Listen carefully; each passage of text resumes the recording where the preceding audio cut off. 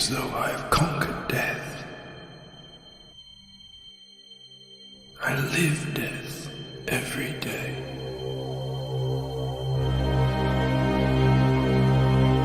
I am surrounded by it, smothered by it. Look at you now. He would have everlasting life.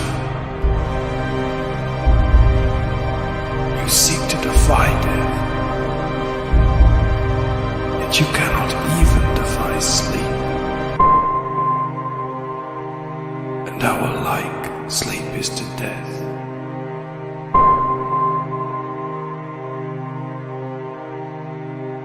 It is a painted death.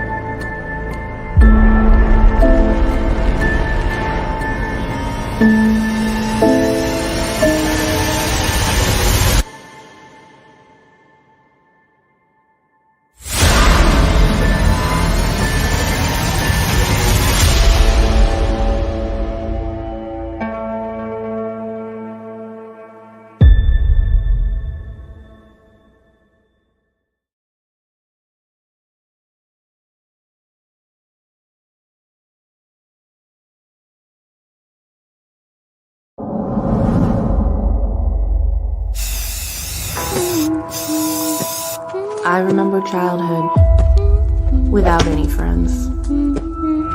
Just me and my imagination. So I made up my own friend.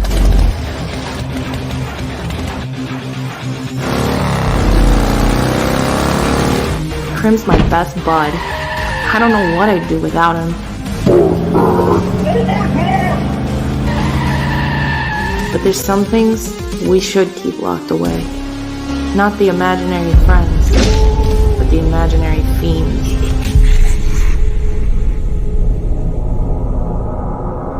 Crim, where are you?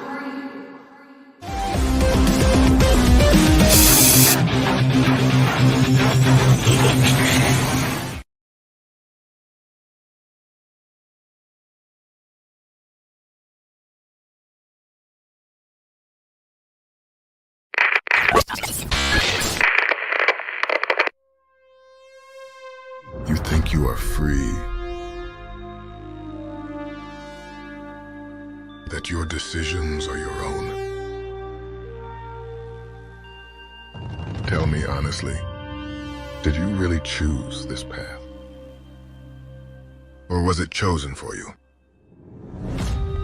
Your father, with every triumph, every failure, was it not his decisions that brought you here? Has his path not sealed your own? Marked out in golden bricks below your very feet. The path is set. Keep your head up. Keep your weapon loaded. Follow the battle brick road.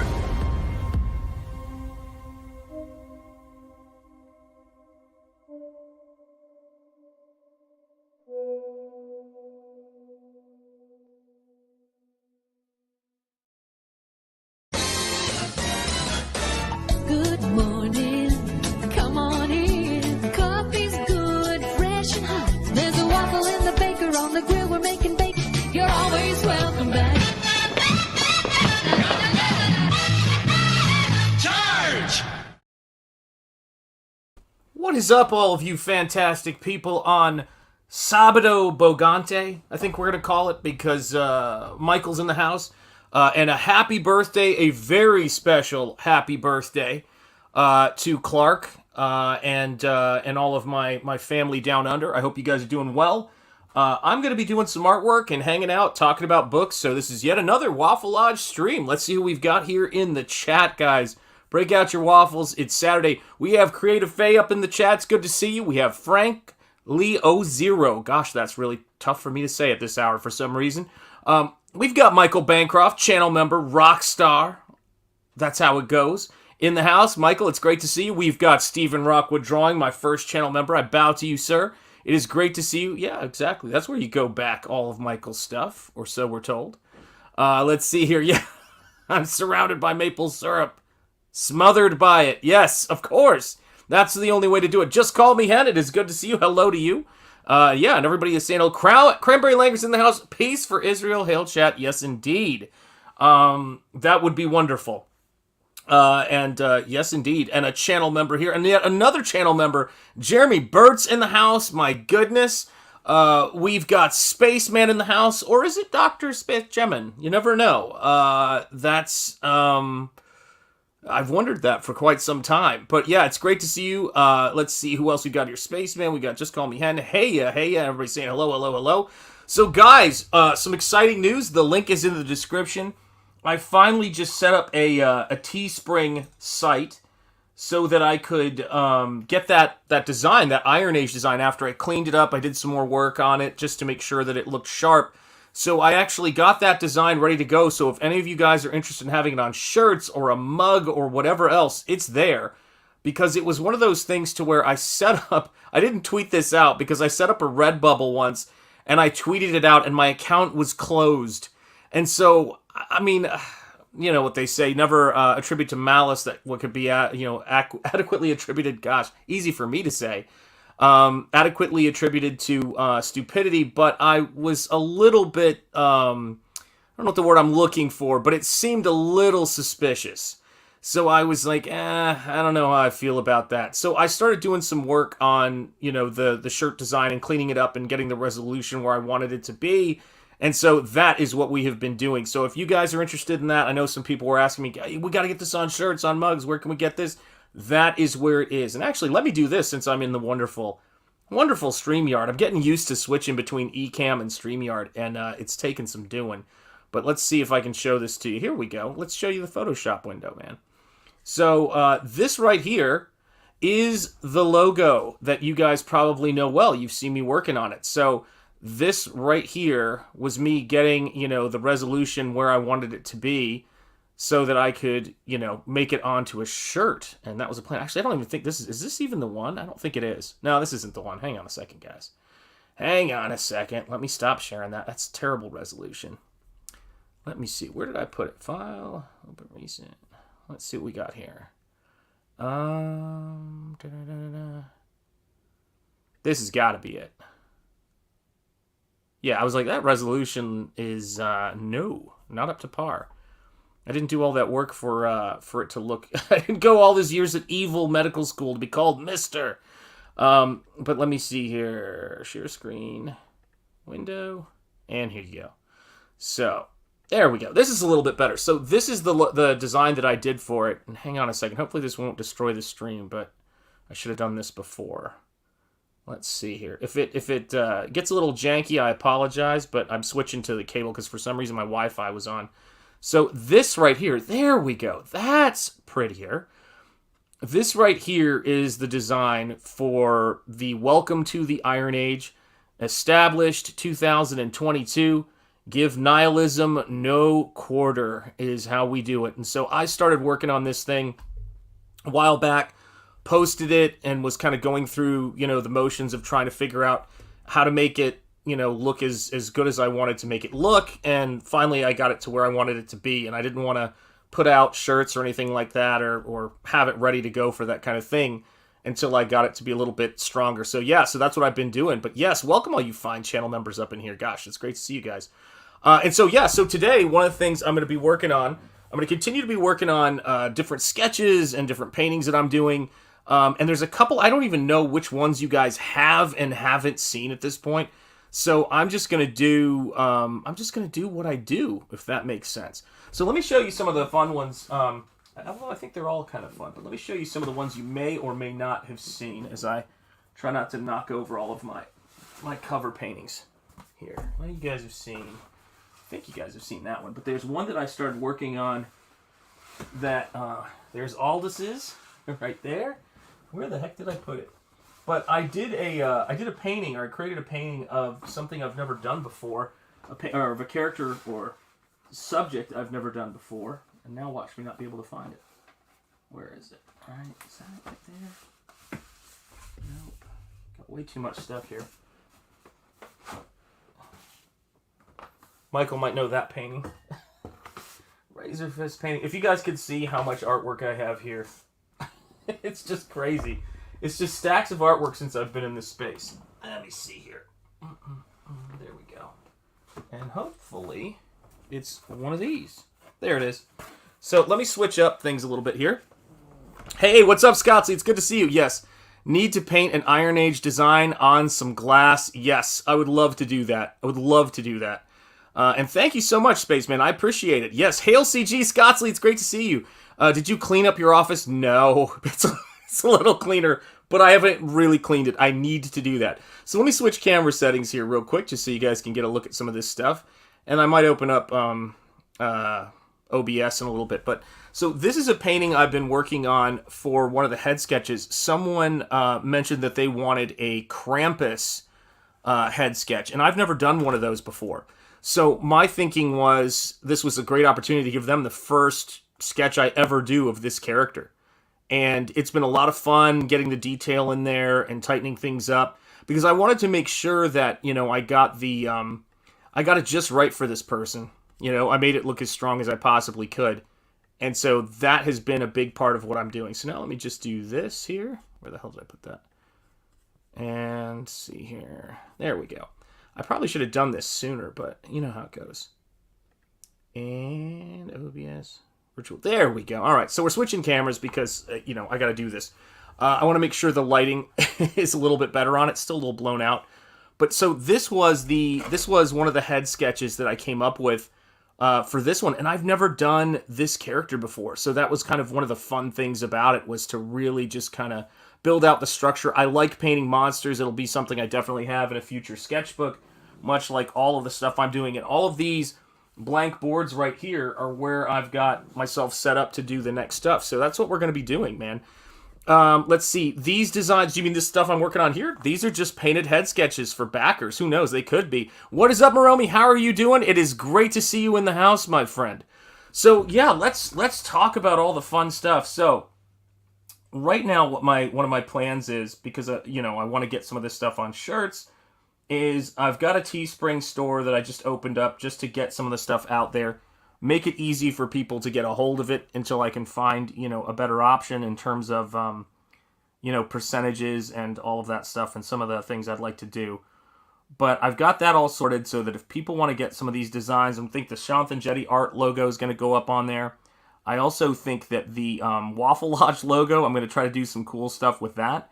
But it's just going to be a fun place for people to pick stuff up if they want to make sure they can grab it. So, and then I'm also talking and trying to design a logo for this company that I got a train hat for just because I thought it was a really cool and different looking kind of hat. And they've informed me that they can take a simple logo and kind of burn it into this little sort of like leather patch that they've got on the front of it. So I think that's another thing I'm going to be looking at. So I've been working on a bunch of different stuff while I wait for the printers to get me Nosfero. I mean, that's the biggest thing. We're kind of in a holding pattern right now. But I wanted to say that, you know, that I've been really kind of sitting back and enjoying this Halloween season this year. It's been great. One of my my good friends, my other friend Michael, is doing a month of Hammer horror film reviews, and he's just been just crushing it. The choice voice, if anybody's ever you ordered a shirt, God bless you, Stephen Rockwood. That's awesome. Shout out. Yeah, if you order a shirt, I'm going to send a cheerleader your way. That's going to be my policy for tonight's stream. So it's going to be on the honor system. So here you go.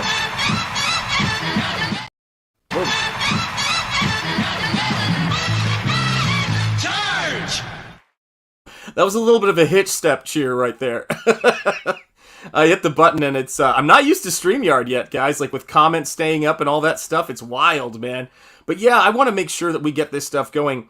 A live cheerleader in a box? Yeah, that's going to be... that's going to be what it is. We're going to have that for sale as well. But yeah, man, it's been really cool because Halloween is one of my absolute favorite times of year, and I found out recently, which was crazy, the remix version. That's right, man. Yeah, I was kind of scratching the records. Make sure you put holes in the box so she can breathe. Well, you know, different people have different preferences. I'm going to probably make that an option if that's what people want. But you never know. I don't know what people are up to. I don't know what people are up to on our space. But yeah, so I was looking at all this different stuff. I've been watching movies. I've been checking out this, watching again the Haunting of Hill House. And I will tell you, I watched a movie yesterday with my wife for the first time. She's never seen it. I had seen it. And it was inspired by the chat. It was inspired by one of the things that you guys, movies that you guys brought up when someone said, who do you think of and who do you think could play Nosferatu if an actor was cast to play him in a movie? And somebody said, you know who would be great at it? The gentleman in Dread, whose name is escaping me right now, but I know his name. It's kind of, you know, one of those things. And so it got me thinking. I was like, that's a great answer. And I want to watch that movie. So I showed that movie to my wife for the first time, and she was like, this is incredible. And I was like, all of this stuff is based on stuff that was in the comics. You know, it's amazing, man. It's like Judge Anderson, all of that stuff. And I go, this is how great stuff was in comics. And then I was listening, interestingly enough, I was listening to Chuck Dixon on one of his Ask Chuck Anything or whatever streams a while back. And Chuck was talking about how someone asked him, what do you prefer, heavy metal or, gosh, what is it called? You guys know the publication. I always get the number wrong. Is it 2000 AD or I forget what the hell it's called, which is embarrassing because I actually provided some artwork for one of the big editors of that book. He did a how to draw and how to make comics book, and he contributed some art to it. So, but I used to love those stories. I thought they were fantastic. Of course, you know, I'm a big fan of Slain and a lot of the stuff they published, but Judge Dredd and Brian Bolland's art for it was a big inspiration for me. And, you know, it's amazing how these things... 20,000, thank you, oh, God, man, I don't know. Now you guys have got me confused. Let's call it 22,000 AD. That's what we'll call it. Carl Urban, thank you. He was really, really good in The Bourne Supremacy as the villain in that. And then, of course, we know him from Star Trek. He did a great job with McCoy. He's been good in pretty much everything I've seen him in. Maybe with the exception of the kind of weird comedic stuff he had to do in Thor Ragnarok. But he's a great actor. And Dredd is one of the best comic adaptation movies ever. I will, hands down, that movie is great. What's up, Mighty Geek Studios? How are you doing, my friend? It's great to see you. It's either 20 or 2. Yeah. He's just amazing in that role. And Dredd, yeah, is an awesome film. And I was just thinking about how smart it was and how there were all these, you know, things. It didn't, how do I put it? It wasn't confusing and, you know, treating it as if they were being witty.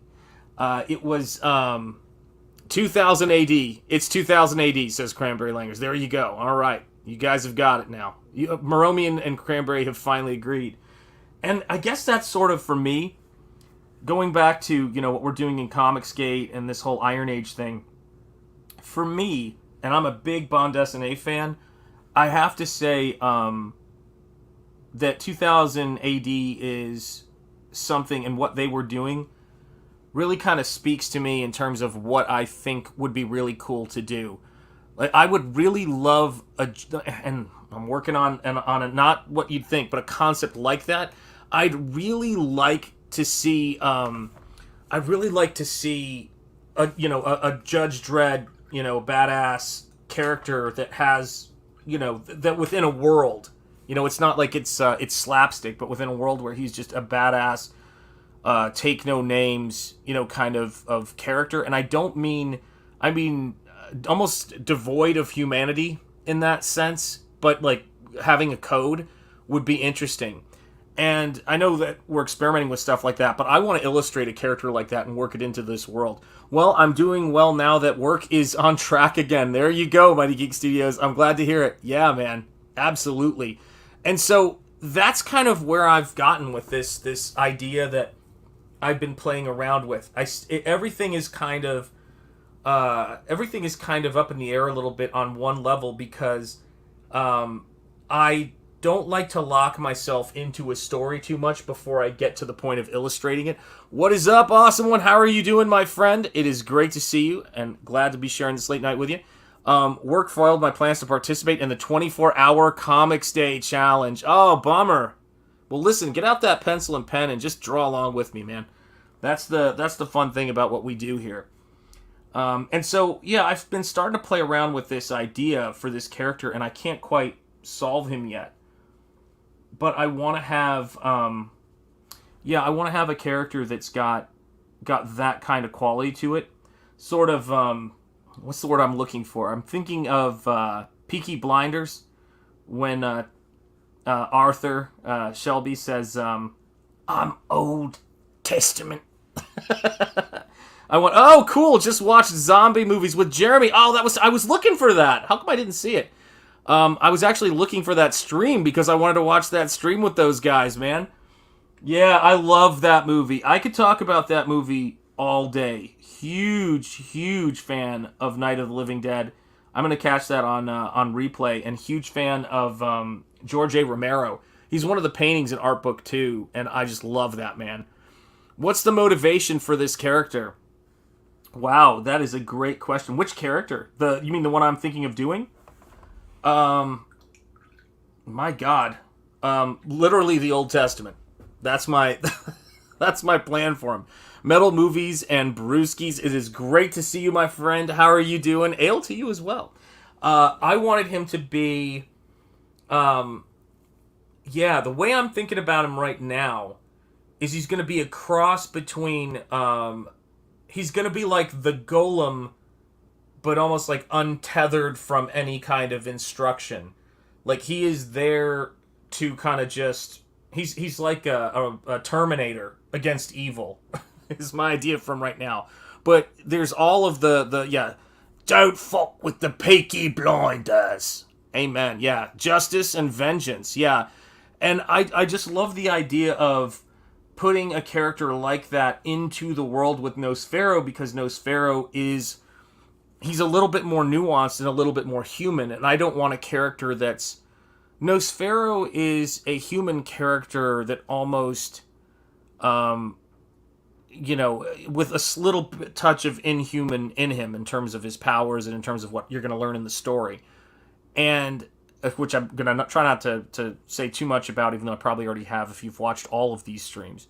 But this character, I wanted this character to be a non-human character. Not like a werewolf, not like Greylock, but I want this character to be a non-human character who is almost like a wrecking machine, but has, again, a little bit of his... I would want his exposure to Laurel and Nosfero to be something that humanizes him a little bit without undercutting his core character. It's not going to change everything he is.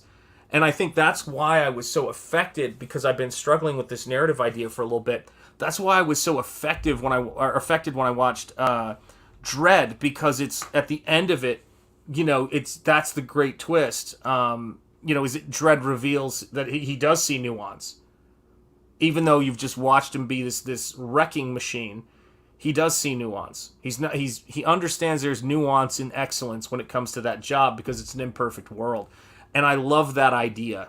I love that idea of a character who doesn't see any shades of gray. And again, is very much, what's the word I'm looking for? Not like Witch Hunter, not like Peter Cushing's character in the Witch Hunter in Twins of Evil. Not like that. Is a little bit more humanized version of that. And trying to figure out, I don't know how I have ideas for how I could write that, but I'm not positive, so I'm still working on it. Yeah, there's a big difference between a human character and a character that represents humanity. Yeah, absolutely. And what do we free up when we've got characters that don't represent that, Yeah, he's a little bit misunderstood and wants to make things right. Yeah, and that's what's crazy about this. Like, imagine at least this is how I imagine things. Imagine a character that, like, RoboCop is kind of an example about that, but again, RoboCop has got humanity in him, and RoboCop is obviously very, Judge Dredd inspired. But imagine a character that is not a human being who exists to serve humanity. Again, almost like an incarnation of, the Old Testament sort of fire and brimstone code, if that makes sense. What would that character be like, and what would interactions with that character be like? That's the stuff I've got to play with, but it's got to be a great visual or I won't do it. I can't do it. There's a big difference between a human character that represents humanity. Oh, like Wolverine, when he goes savage, has a justice component, but it's basically a feral animal. Wow, yeah, that's true. You should design a monster like Predator or Alien. Yeah, dude, I'd love to do that kind of stuff. An Angel, think about it like this, and I guess that's why I come back to the Golem character.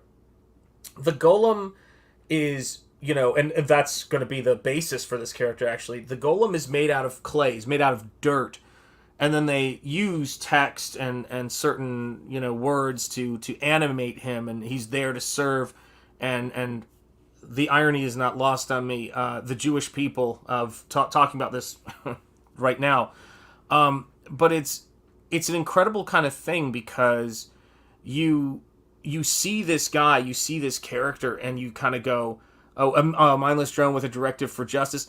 It's harder to describe. It's so difficult to describe, because how this character will come to be described ultimately in my books is going to have a lot to do with the way he interacts with people. Do you know what I'm saying? I'll give you a really good example. Shanth, have you ever read any... Oh, Mr. A is a great example. Almost sounds like you're describing Ayn Rand objectivism. That's a really... Now, that's great, Scottsley. That's an excellent... That helps me to explain it more. Yes. In a lot of ways, an objectivist with a spiritual component, which is such a fascinating thing to think about, because Ayn Rand... if she wasn't an atheist, would be rolling in her grave. But hold on a second. I've got a rock star backstage here. I don't know why this happens. It just does happen. I've got good people. It's like sandals. Good people, good times. That's what it is. So please welcome to the stream, Grosse Point Dank himself, Dan Lawless. What is up, brother? How you doing, man? Good, brother. Good. How you doing? I'm doing great. Really good. It's I'm coloring. you You see what I'm coloring? Did you see what Andy delivered to me? But the Bud Root piece, the final. Yes. Image? Oh my God. I'm so glad you brought this up, man. I get to color this thing. Yeah. Well, Andy just sent me a message and told me that you need to send me all the files that you have. This was from Andy. I can't show you the text, but the text doesn't really exist. But Andy's probably not watching right now, so I just want to see what I can get away with. Yeah, exactly. Suddenly Andy's behind me. That would be it. I know. Look behind you. Let me tell you something, brother. I was watching that 5 seconds ago before I started this stream. Your channel is hopping, guys. If you are not, and amen, Stephen Rockwood Drawing, Dan the Man Lawless, if you are not subscribed to Dan's YouTube channel, the question we'd ask is, why not? Go subscribe now. Let's move that number. It's fantastic, and if you're an artist, or if you're beginning artist especially, or an artist who needs some good tutorials, I'm really cranking them out. I mean, I am. Yeah. I'm really. You are. I'm getting busy, and I know I want to get feedback because I think they're pretty good. I'm getting good feedback, so they are good. I'm not. I'm trying to explain everything in because there's a lot of tutorials out there. They're not telling you what you're thinking as you're drawing. Like I'm trying to because I do this automatically so much, and I've been doing this for 36 years. It's like I forget to. I have to really explain it. Like, okay, this is what I'm thinking when I'm drawing this face. I'm sculpting this, and I think I need to go back and revisit some of these things. But there's only 30 minutes. I can't go on forever, It's perfect. So I gotta. So a lot of these things, like drawing the head or something, I'll go back and do more versions of that. And just really get into it. Draw the nose, draw the eyes. Everything. I want to cover everything, So, dude, I think it's great, and I'm really glad you're doing it because I've been talking about this a little bit. I really would love to see you do I'm not good with anatomy, said Cranberry Langers. Well, you subscribed to the channel 4 days ago, so there's some great videos on there. The figurative stuff you were showing, the female figure, all of it you've got on there is fantastic. Thanks for subscribing. Yeah, like especially like the female figure. I've seen a number of tutorials, and it's so complicated. Even me, an experienced artist, I go, this is just confusing me, and it's not helping me. You need to break it down. You need to really show kind of what, because when this happened years ago when I was trying to figure out the female figure, and I studied the guys who could draw the hot women, and I realized there were these three components always in the figures that I liked, and I broke those down and said, okay, hey, this works, So and then people have tried it and said, yeah, it works, It's so much easier than drawing all that, trying to figure out the bone structure, the muscular, just 3 shapes, put them together. If you do them sort of right, there you can't miss. It's a lot easier, and that's why I want you to try to make it easy. Well, I mean, and I think the thing too about it is that the female figure, the 2 globes on the cylinder. There you go, man. That is the key. Oh, that's another thing, is people get to experience my ridiculous verbiage. Like I said, I'm describing boobs, and I said, well, the boobs are kind of 2 circles, but just kind of droopy. That's right. That's my eloquent. What I thought was odd, though, was about a week and a half ago, you did this video on how to draw motorboating, which I thought was inappropriate. I honestly thought, I go, Dan, what's happening on that channel? But if that coming. Excite you. That's a video that's coming. It's yeah, exactly. So, guys, you want to make sure you subscribe. You don't want to miss out on this. Yeah, Dan Lawless. I did see a video out there of somebody how to draw boobs, and it's got got 1 million views or something. So I have to do a video on how to draw boobs. Yeah, exactly. I mean, it is such a funny thing too, man. It's like, cancel this, man. Yeah, exactly. They're coming for you. They're coming for you now. But man. It's like sub. Thank you so much, Frankly00. I appreciate it, brother. Yeah, we're trying to move the needle. There's so much cool stuff happening. I've been, oh god, I cannot wait till the printer gets me Nosfero so I can start shipping it out. But it's so cool to be seeing all of the stuff that we're doing right now as we're getting this stuff going and getting our feet under us. I was watching this really this great man, Shanth, that's freaking cool as heck, man. Oh, thanks, brother. Tis the season. That is awesome. Awesome. Well, beautiful. someone asked me, they're like, because we were talking about Bud Root, and I said Bud Root does some absolutely astounding werewolves, which I hadn't seen till I got that art book. His werewolves are sick. Oh, I got to see it. Is there anything online we can check it out? Or I wonder if I don't know if it's online, and I'm not sure how far down the book is, or it's started Avalanche. But it is, if you find it, if you type in Bud... Well, actually, you're going to have to... I'm going to try there's right now. no boobs in it. Because Bud. He loves that stuff, man. Yeah. Irene left a boob tutorial on the back of an anatomic sketch card. There you go. Yeah. Well, an anatomic. Got it. Yeah, Shane's character. That's hilarious, man. Let me see I'm here. Looking at some, how to draw think... boobs video has a big peak in it right when the guy draws the nipples. Yeah, that's right. God. Yeah, I'm looking at a little bit of his Let me see if I see some werewolves, and they look pretty cool. Kind of look right to me. His werewolves are sick, dude. I'll just try to track that book down because I have no idea where the hell I put it. But he's got a really great sense for how to, just do that sculptural texture and then still make the fur come to life, which I love. Yeah, what is up, Green Laser? How are you doing, my friend? It's great to see you in the chat. And yeah, so it's like, so what are your plans for Halloween, man? Me? Do you like to do stuff? Yeah. Yeah, well, I just pass out candy and stuff, but my house is decked out. Yeah, oh yeah. It's not us too. actually. Here's the thing: is one of my kids had a Halloween birthday, like a birthday close to Halloween, so it became it was a Halloween birthday party. So I decorated for it, and so I got all the decorations, and I've kind of still use them. 20 years later. Yep, my kids are the same, man. So it's kind of a Charlie Brown Halloween. It's nothing terribly intense, or there's not several limbs and everything. Oh yeah, I don't do. Yeah, but it's like this background. It's like colors. I use black lights. I put up images and I've drawn and put black lights on them and stuff. And it's very like whatever Disney like. So.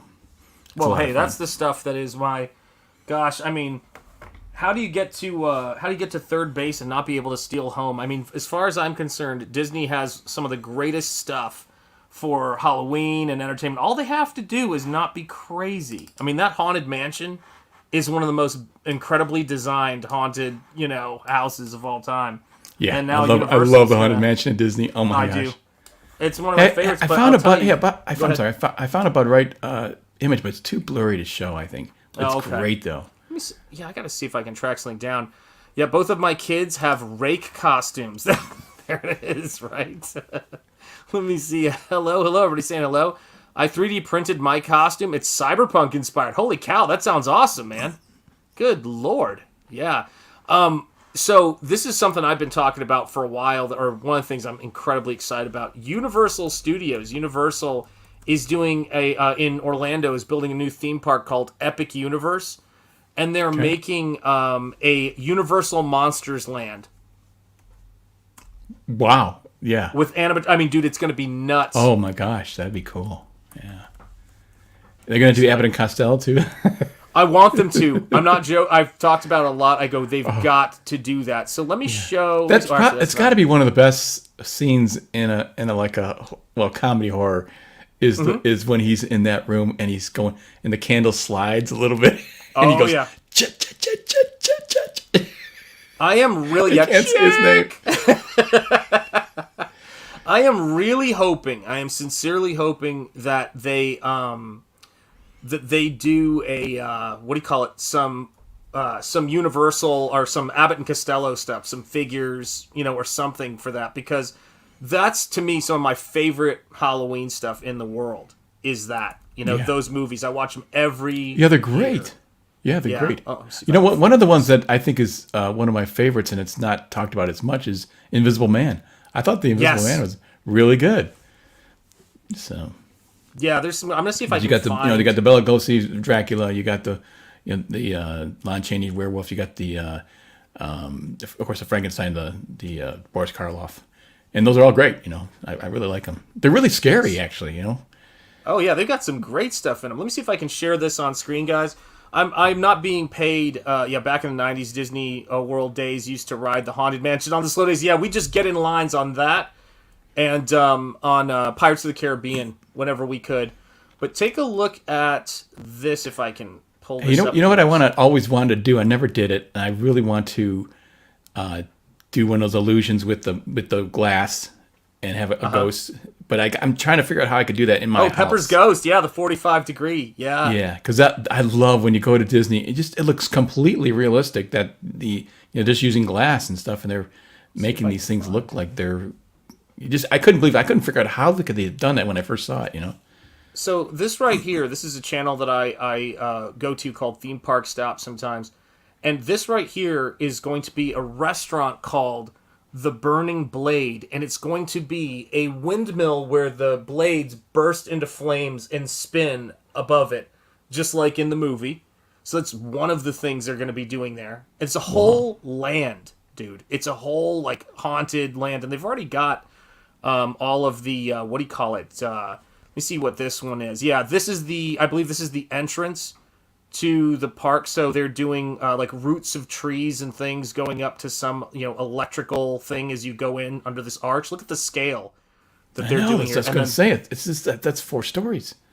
Yeah, this right here, they're going to create a universal Frankenstein's village that you can walk through before you go to the actual rides. This is the giant ride, which is going to be Frankenstein's laboratory with animatronics and of all of the classic monsters. Let's see if I can find a better image. Oh, there it is. That right there. And it's going to be, if you look at the scale on it, I mean, look at the construction vehicles. That whole big building in the back is the ride. This is going to be a moat. You're going to go into this castle. Right here. The square part back there is the ride? Like that? Yeah, that's how big the whole thing is going to be. Wow. So you're going to go in here, and then over here, this is another ride that's going to be called Curse of the Werewolf.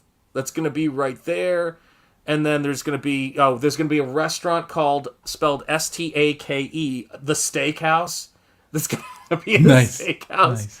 And you look at this stuff, and I tell people that Halloween is, in this time, that's why Nosferatu is what Nosferatu is one of my favorite times of the year. So there's this right here is the curse of the werewolf ride. Let me go right here so that you can go through this little weird kind of barn thing. I bet there'll be animatronics or something in it. But yeah, they're just going all out to like make this haunted. Imagine one of the lands at Disney World, but it's haunted Universal monsters, classic and this monsters. I always love the Universal monsters because I don't like the hack and slash so much movies because they're kind of they're not, like they're too real. Like people do get stabbed and stuff, But there's no vampires, there's no Frankenstein monsters, so it's kind of a fun scare, Yeah. But And it is. It's going to be in Orlando. Someone was just asking me in the chat. Yeah, it is. It's going to be insane. It is going to be great. And the stuff, to tell you guys how much I like the Universal monsters and stuff, I've been collecting these. These are the new NECA action figures of the Universal monsters. And this isn't an action figure channel, but it's tangentially. But this is the creature from the Black Lagoon. It comes with 3 different heads, a couple different hand sculpts you can switch out, one with a mouth that opens and closes. I've never seen a better likeness. This is reference that quality looks likeness. fantastically sculpted. This oh my gosh, that's is good. the Boris Karloff Frankenstein that comes with 3 different heads and is freaking incredible. Yeah. And, I mean, look at this, dude. You can light this thing. Yes. As I was going to say, so insane. Shanth, that's one thing I emphasize on my drawing tutorials is you can get these, these faces now, Yeah. These, It's craziness, dude. So when I was picking, they had all these different masks that oh god, what's the company? Trick or Treat Studios has been putting out Universal monster masks, and because we love Abbott and Costello meet Frankenstein. Oh, nice, dude. Yes, I've seen those. Those are crazy, dude. It's perfectly for lighting sculpted, so I reference. can have this. I can put on different angles and stuff, and it's great. Dude, reference has never been better. Reference has never been better. So you can put a light on it. You can put something dramatic on it, and and see how that those light patterns. Man, I wish I had this stuff when I was a kid, when I was a beginning artist. Right? Let me show you this. This is another thing that I just do not understand. Right? How do you do this? This is, and let me make this bigger. Oh my gosh. This is their Bela Lugosi. Now, let me show you. This is my thumb, for heaven's sake. I know, man. yeah. And it comes with 3 different face sculpts, and you can see, if you look at it, they even got the 2, I guess, moles or whatever he had on the side of his head. Like, I don't know if I get it in focus, My goodness. but it's just ridiculous. I know. I mean, look at those eyes. I mean, Yeah. and then you think, oh, I can do this angle. I can do that It's angle. so great for reference. It is nuts, and I can't reach her without knocking everybody else down. But I've got the Bride. He also did the Bride, and they all come in black and white and color. That is, you know what's so funny? You got it? That is Avril Lavigne's head, oddly. Are they expensive? Right here, yes. King Laser says, but yeah, it's in terms of the figure you had, the head you were holding up there, was that Avril Lavigne? Yeah, exactly, man. But this is what we've got right now, Do you got Lawrence too? Yes, I do. He has the hardest time standing because, let me see if I can reach him if I move my desk out here. He has the hardest time standing because he's got, and that's one sort of design problem with him, but because he's got the exact, how he used to walk on his, the balls of his feet. So this right here is the Wolfman. And he comes with 2 different heads. And what is really crazy, I don't even know where the heck I put them.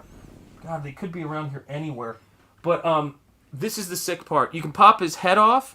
You can pop these hands off and this. And he comes with the human legs and a dynamite likeness of Lon Chaney Jr. Wow. So they actually have a Lon Chaney Jr. perfect portrait for this. Yeah. So if you wanted to do your, Abbott and Costello, Yeah.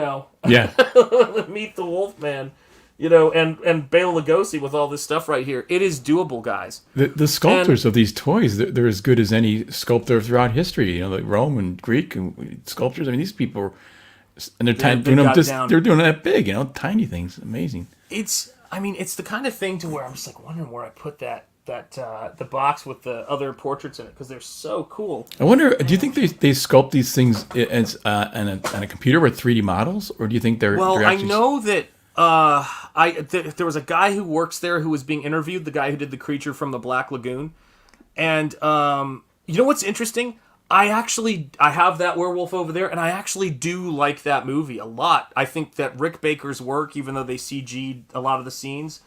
I think it's a really cool gothic werewolf movie. So yeah, I know it caught a lot. No, I'm of talking about the actual like, sculpts that they make. Do you think they're making those? These.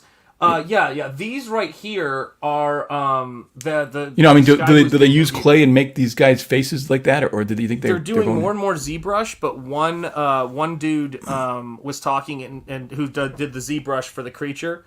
But he went in and he did it. It's not symmetrical. So like he went in and he made sure it's probably the most accurate sculpt they've ever had. But he said that they do 2-ups of in traditional clay for some of the portraits. They have an artist who does it. Okay. And yeah, dude, they do everything now. I mean, you know, it ultimately comes down to, it's so funny, guys, and it really does not matter the reason why, but I find myself giggling because I just saw like the number of viewers go down a bit, and I was thinking, I hope they're going to the store and buying I hope they're like, hold on a second, I gotta buy these. I think they're going to that sleep.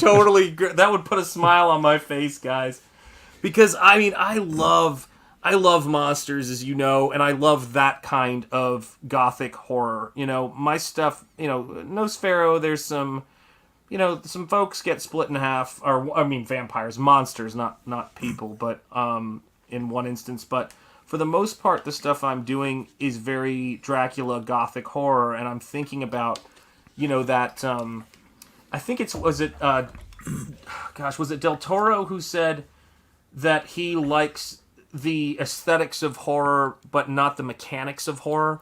That's kind of where I'm at. Like, I like the lighting and the gothic atmosphere. I'm not in love with the, you know, the gore as much, you know? Yeah, that's one of my favorite werewolf movie, hands down. Yeah, I watch it all the time. I have the unrated with the Max von Sydow section in it of the 2010 Benicio del Toro Wolfman, because I just think the way that Rick Baker designed Anthony Hopkins' makeup to look like the Curse of the Werewolf makeup was fantastic. You know, it's that hammer horror, kind of the white, you know, fur and that kind of more squared off head. But that stuff is crazy. Speaking of Del Toro, would you consider the Hellboy movies horror? That's a tough call, but I can tell you this. I absolutely adore Hellboy 2 and the Hellboy and the Golden Army. I love that. I love them both, actually. Yeah, so I do too. But that one, here's the reason why, Dan. You'll understand what I mean when I say this. The last shot of that movie is the most realistic reaction of a man to finding out his lady is expecting twins. Because when I found out we were having twins, it's kind of like, like that's the end shot, man. Yeah, maybe action horror. Yeah, you're right, man. Visually, too, is great. 100%, yeah. I mean, there's a whole section of Hellboy 2 stuff. I don't know if you guys can see it. Actually, let me do this. I'll make... let me switch my cameras here. But there's a lot of Del Toro creature design in the background there. So if you look over, you can see Wink from Hellboy 2 with the mail-away correct head. There's Hellboy is over there in the distance. And then right there is, I don't know if it's quarter scale, I think it's a little smaller, but is this statue of the Master, the vampire from the first season of The Strain. And it's just a hell of a good sculpt, man. And actually, I'm just trying to think if... It looks like you got the Grey Hulk there. Is that what it is? Grey Hulk? That is the Todd McFarlane Grey Hulk right there with a Todd McFarlane vinyl Spider-Man. And then there's two kids down here I don't even recognize anymore. I think that's my wife and I in college. But I try to have as much of the stuff. There's a Frazetta statue you can see, right? The sun goddess or whatever, or right there, a sun worshiper. I forget what her name is. But you know that painting where her arms are outstretched and she's looking with up, the bear, saber-toothed tiger. Oh yeah, next to her. Yeah, and then when I got this Great Hulk statue, my daughter put a Beanie Boo in its hand where it's remained for since she was 6, dude. So yeah, man, I love that stuff so much, man. Yeah. Oh, I got the Strain Complete series on DVD. Yeah, love that stuff, man. I mean, I tell you what, guys, I love what artists are doing today. I'm gonna unbox them soon because I want to do a proper unboxing video for them because I think that it would be great if there was more. But I've got the Heather Swain and the CYBERFROG figures as well, so I love that scale.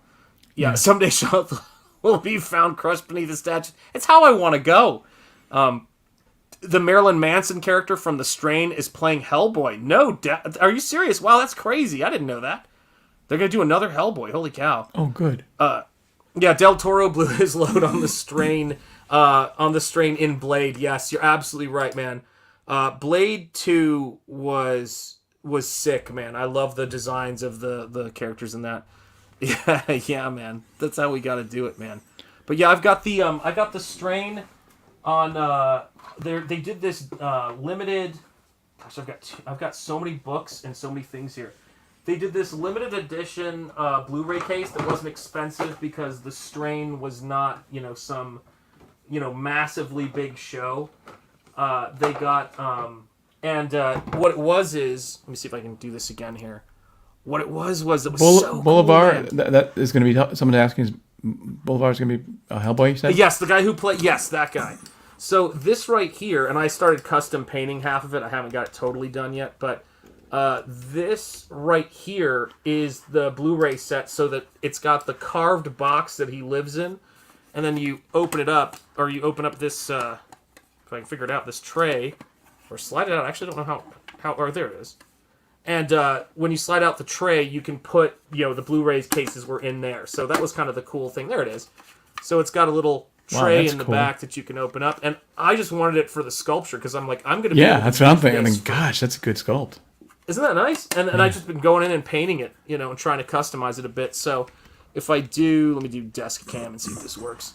Because that'd probably be, there you go. So this is me kind of painting into it and sculpting out some details. So that's the side I haven't. Oh my gosh, it looks completely realistic.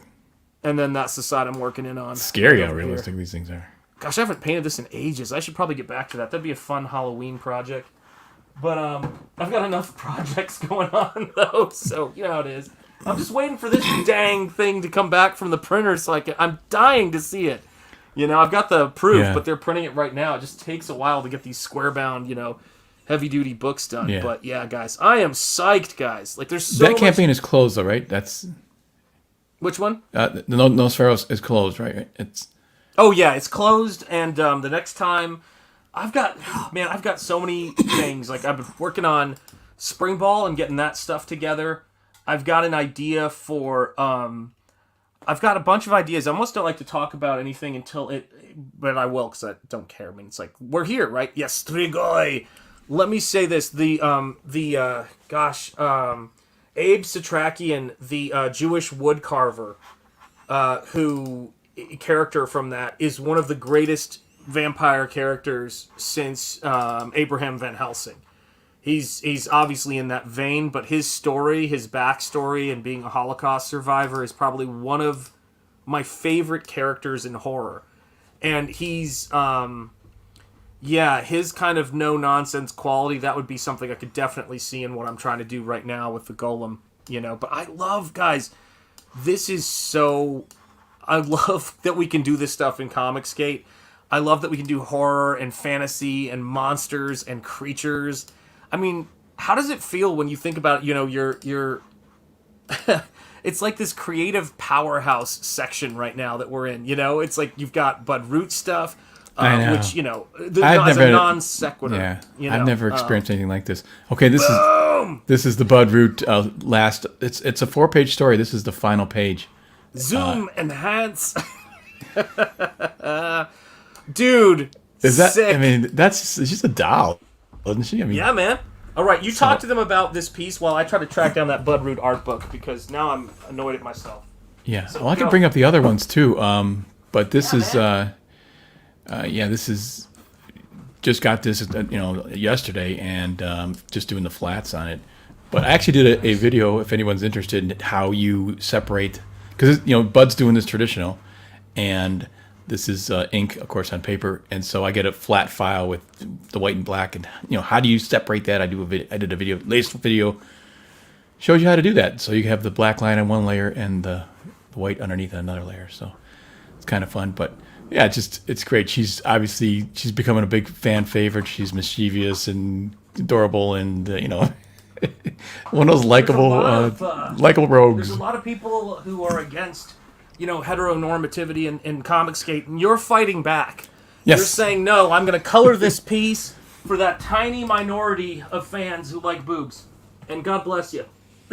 You're fighting the good fight. Somebody's got to do it. Yes, somebody's got to do this terrible task of painting boobs. I mean, and Dan, voluptuous women. Texts me every morning and screams, "Fight the power," into the phone and hangs up. It's just how he is, folks. We march and we protest right to our drawing table and get to work. Darn right, man. If you like working your tail off, Comicsgate is great. Like, that's the reality, man. And it's like, let me see if I can, because now that boobs I've lives matter. Yeah, they do. They do. I'm gonna see. Here's the problem. Now that I've found the art book, which Andy Smith told me about, which is why I ordered it, I've now got to find a werewolf piece that doesn't have either semi-full frontal or full frontal nudity in it, because it's because the art books, they don't have no rules there. My wife was talking to me about Nosferatu, and she's like, I feel like there's a lot of nudity in this book, and not really. I mean, like, that's her, and she doesn't. She knows what she married, but she was just kind of laughing. And then I threw her the Bud Root book, and she was like, yeah, okay, maybe not that much. I was like, listen, man. Listen. Well, that's, comics. Why do you have to have, this is going to be such an acrobatic feat, not to show the opposite spread, but that is a Bud Root werewolf right there. Look at that, guys. It's interesting is his face looks huge.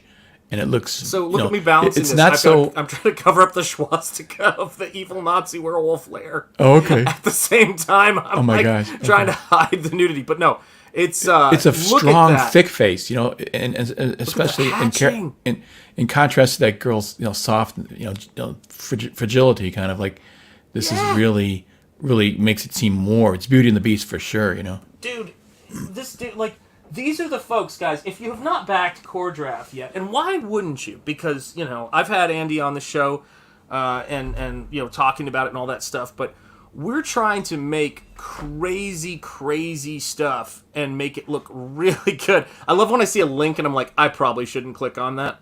Hey, Shanth, here's a link, and I'm like, oh no, that's great. No, that is great. I'll try that. Look that up. No, I got it. You got it? Don't you worry. Don't you worry. I will fall on this sword for our audience. No, it's great. It's actually a really great piece. He's as you may know, this. Can you do me a favor? Can you tell Andy Smith that I think this Bud Root kid's going places? All right, I think. No shit. Yeah. Well, it's interesting because I know what I'm doing when it comes to painting realistically and all that kind of stuff. I believe so, yeah. So I think Bud was pleasantly surprised when I colored the first, the cover of his. Man. And he's like, Dan did a great job. Let's give him more. So I like it because I think he's confident in me, completing his, because he tells me what to do. He gives me, just the right stuff, and he knows I can do it.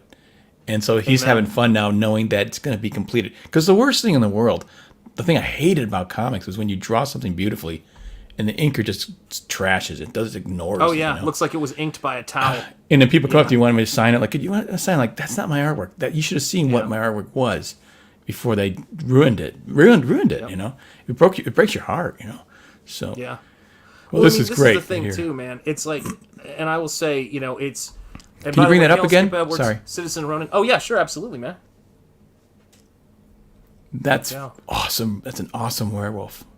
Yeah, he does the Frazetta kind of bear werewolf, which I think looks great. Like, because it's got so much power behind it. That's what I think too. Yeah. Yeah, I mean, it's with me. I do the werewolves. I do. Let me see here. I'm like, I will tell you this. The only thing I love having the proof of this book, but the only thing, and obviously I want to get... Is Bud on Instagram? I think so. I think he's on there. Let me just double check here. But the thing is, what's up, Mr. Monkey Boy 1969? I see you, brother. It's great that you're here. I do my werewolves. They're sort of in between, you know, like when you see a page like that, you know, it's that combination. But I think I make the snout a little bit more, you know, pointed than some people do, which is, like, because I'm always looking at Rick Baker's, you know, American Werewolf is my favorite. I like them to be bipeds, but if I have my choice, that's the head that I think is one of the best, you know, designs, and you can see a lot of that in this image right here. Like that's just kind of how my sensibilities go when I'm painting, you know. Yep. Well, it lends itself to because you like the hair and that sort of thing. So yeah, I do. You know me, I'm a Muka fanatic, dude. Yep. Like, I saw Muka's work in college, and I thought this is something we need to do. It's good stuff, you know. It's good. I don't think he's on Instagram, so I don't see his a big great place. Oh yeah. Yeah. That's wild. I mean, there's well, one single shot of him on Instagram, and that's it. Probably like, of him, not his art, you know. Amen, man. Amen. Yeah, just back from seeing some weird guy named Alice. There you go. Well, it happens, man. It happens. Oh my gosh, guys, it's great to have you all in here. Make sure you do hit the like if you're in here. We got 25 people watching. God bless you. I hope everybody's having a wonderful Saturday. You know, Dan and I are just hanging out, talking about art and painting and monsters and horror and Halloween. And if you haven't seen them yet, there's a link in the description to the Welcome to the Iron Age logo that a lot of you guys probably saw on Twitter. I have set up a Teespring store so you can get it on stickers, mugs, t-shirts, and show your love for the Iron Age, man. Because, you know, I saw this interview with where Razorfist was talking to a writer about his writing process, his books in the Night Vale series, as well as the comic book I've done the pinup / poster for. And he was talking about this stuff, and he goes, this is an organic movement. Like, this is just, you know, it's something where it's like, get out there and let's promote it, and let's just say, hey, guys, we can, you know. There's been nothing like this before. There's no time in comic book history where it's been this seamless from creator artist to reader. It's no doubt. You know, it's totally seamless, and it's great. As it should have been. I mean, this is what I'm. The reason I'm coming back into comics is because of this. It's not because I really think the system didn't work the way it was, where you had to go to a publisher, try to convince them that your stuff was good, and then if they liked you, you know, get it produced. Now it's merit based completely. Is it good? Is it bad? You'll live or die on that. So it's great. It's the way it should be. Yeah, I mean, when I put these, you know, the 2 campaigns I've done for the art books, when I put these head sketches into the person's order, and they get that, you know, get this stuff, I mean, it's the coolest thing in the world. Imagine, you know, you back this book, and, you know, you back books from somebody, and they're fulfilling this book, and then you get this, and you go, holy cow, I've got a painting. Like, it's not a sketch. This is something that's just crazy. Oh my gosh. Well, hang in there with that 9%. I was just watching Collateral, where his phone runs out of charge trying to warn the person. And I was thinking, oh my god. So yeah, take care of that charge there. Hail my friends, Metal Movies and Brewskis, Wylam, and let's see here, Mr. Monkey Boy 1969, and Jordan Horst. Yeah, welcome all of you guys, man. It's great to see you. Yeah, like this is the thing too, right? I've got a smaller statue that also came with a Blu-ray set that Shout Factory put out. It wasn't that expensive, of the Howling Werewolf. And to me, you know, the Howling Werewolf and the American Werewolf are probably, you know, the 2 that most werewolves are built off of. And but I have to say, I do like the kind of cat-like werewolf designs from Underworld. I think that guy Patrick Tatopoulos, I forget his name actually is, but he did some incredible stuff in the Underworld movies with like the bat vampire and all that stuff. Great creature designs. Okay. Hey, I'm bringing up the other Budroot images. Cool. Like I said, just share that. Sure, Andy wouldn't mind. Yeah, he won't mind. Kill me. No, Andy and I go way back. It's all love. We love. He has said that we're going to use this stuff to promote the books. Don't show it just yet, but I want to say something before. Please. Andy has. I've shown some of these frames I've put on Twitter and stuff, but not the full page. So you're seeing right here only what I and Andy have seen. So and this is the first page from the story. So go ahead, you can show that. I just want to give a little introduction.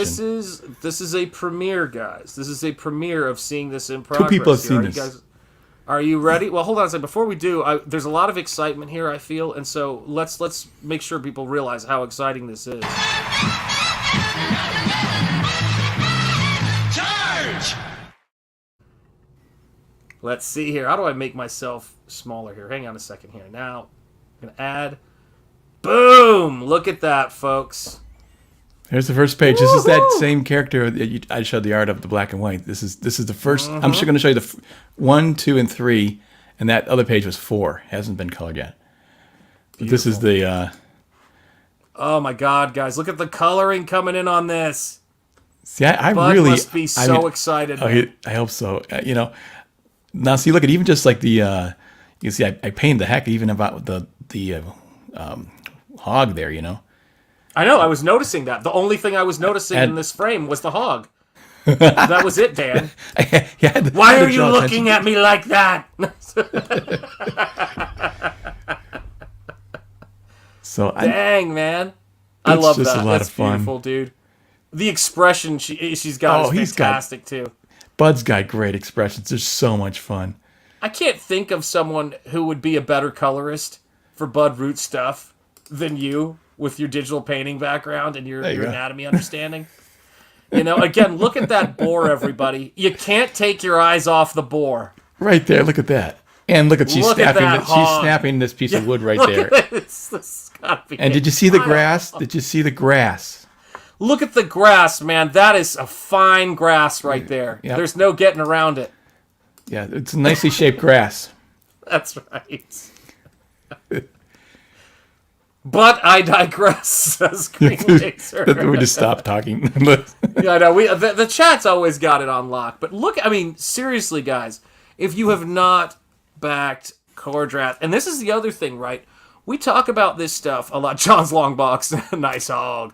Wow, the here's the thing is, I say to people, hey, back it, but also buy a couple extra copies and sell them for 3 times as much after this thing comes out. Can we talk about this? It's going to go up in price, Can somebody, can one of the mods, which I think 80% of you are mods at this point, I'm not sure, but could one of the mods please drop a link for Core Draft? I backed. There you go. You're gonna be. That's excellent. I'm so glad you backed the book. And this is the thing about it too, right, guys? Is that I think, because I remember they interviewed Bud Root not long ago on Andy's channel, and he says I just don't do a lot of sequentials anymore. I love them. Yeah. But at the same time, it's how could you not back, man? It's amazing. Yeah. It's well, here's the thing too that you got to understand for people who are backing. This is a stretch goal, which means that it only gets included in the book if Andy reaches 100K, which he's very close to, even though it says. What are we at now? Well, I think it's like 93, but he if you include the Kickstarter up, I think he's more like 95, 96. So he's really close. He'll probably. I'm almost certain he's going to get to it, especially when these pages start being shown out, and shown around more, because it's like they're really. I mean, me and Bud are a good team, I think, on this. So it's really, really cool. So this is page 1, and you ready for page 2? I think I've shown this around. Actually, page 2 more. Well, it's page 2 and 3 is what it is. So this is page 2. It's a 2-page spread, Oh my lord! Oh my gosh, man! Look at that. Eyeball. I can't even do it anymore. Nice ass. Nope. Wait, where's that grass again? Yeah, look, I meant grass. You know what I meant. So I'm getting there. You can see how dude, you are going painting. Crazy on that. I'm man. going that looks nuts. like some Weta King Kong creature design right there with that. I'm painting every scale. So it's just I'm just taking my time, just doing this for fun. This is. I don't think he meant to write that. He said she has a nice spread. I think what he meant was it's a nice spread, but you don't know. Well, I just remember there's a mistake on this. I included Bud's reference piece. I got to get rid of this one. Hang on a second. Uh-oh. Do you see that? Do you see this piece right here? That's what he sent me as a color guide. Oh my God! I love when people send you paintings like that. Right? I included it on the. Let me bring up the actual. I could just bring up the Photoshop file. I'm going to remove this for a second, just because I want to make sure I share the campaign so everybody can see it. Okay, yeah. Go that while I'm saving this other one, so I can. Yeah. So let's do this. Let me add this to the screen. So guys, it is at right now 89,000. It is $100 away from just the Indiegogo hitting 90,000, and then of course I think there's a Kickstarter. I think there's there's like a couple different ones coming together, but I'd like the Indiegogo to move to 90 because we're within $80 of that. Like, come on now, we're within $80. Yeah, this and is like ridiculous. I said, I think this is one of those books that's going to be worth a lot more later on. I think so too. I think it's great. I think it's and they're having such a great time with it. You got it? Hang on a second. Right. Let me bring it into. Oh yeah. I'll give you a second on that. So guys, 100K stretch goal, Bud Root, Lilith, 4-page story. Do you want to see this in a book? It doesn't happen unless we get this thing to 100K. It's not going to happen. And we need this to happen. Unless, of course, you are anti-woman, as far as I'm concerned. That's the only way I could imagine that you wouldn't want to see this happen. And I think anti-boobite. Yeah, exactly. Comicsgate, if there's one thing we support, it's women. We very much so. Just look at our work. Yeah. That's what I love about comics. It's the super feminine, the super masculine. It's exaggerations. It's great. It's tall tales. It's greatness. It's not real. No one wants to see a comic book, but with me in it. You want to see a comic book that looks like the guy that looks like he's 6'2" and is in giant monsters, man. Kicking ass. That's a story. That's incredible. These are big tales. These are double D size tales that we are trying to tell here. For a double dose of that pimpin'.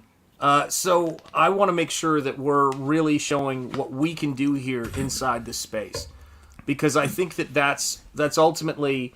I want to see... I love Bud Root stuff. It's amazing. I was introduced to him, interestingly enough, I did it sort of the other direction, via Frank Cho showing his work and his stuff he did. And then I went, who is this guy? I've never seen his stuff, because I wasn't getting those books around the time they were coming out. So I had to go back and catch up on everything. And I will tell you that Bud Root art book is great, but I want there to be, because he doesn't do a lot of sequentials, guys. Because as you know, the more rendered and detailed your sequentials are, the more longer it takes. It's a huge commitment to do a book. To have 4 beautiful, rendered by Bud Root and Dan Lawless together, this team up, we need this to happen, guys.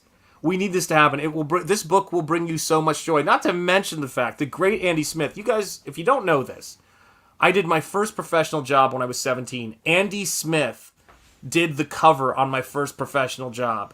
So if you want to talk about the weirdness of the fates all aligning and all of that other kind of stuff, look no further. So having him on my channel to promote his stuff was an absolute blast, man. And so let's make this number, jump. That's what I want to see happen.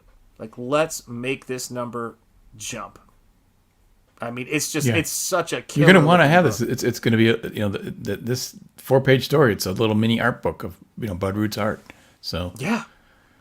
And you're not going to get it printed. You're not going to get it printed anywhere else. You're not going to get it anywhere else. So you have to get if you like this art, you want this to have a copy.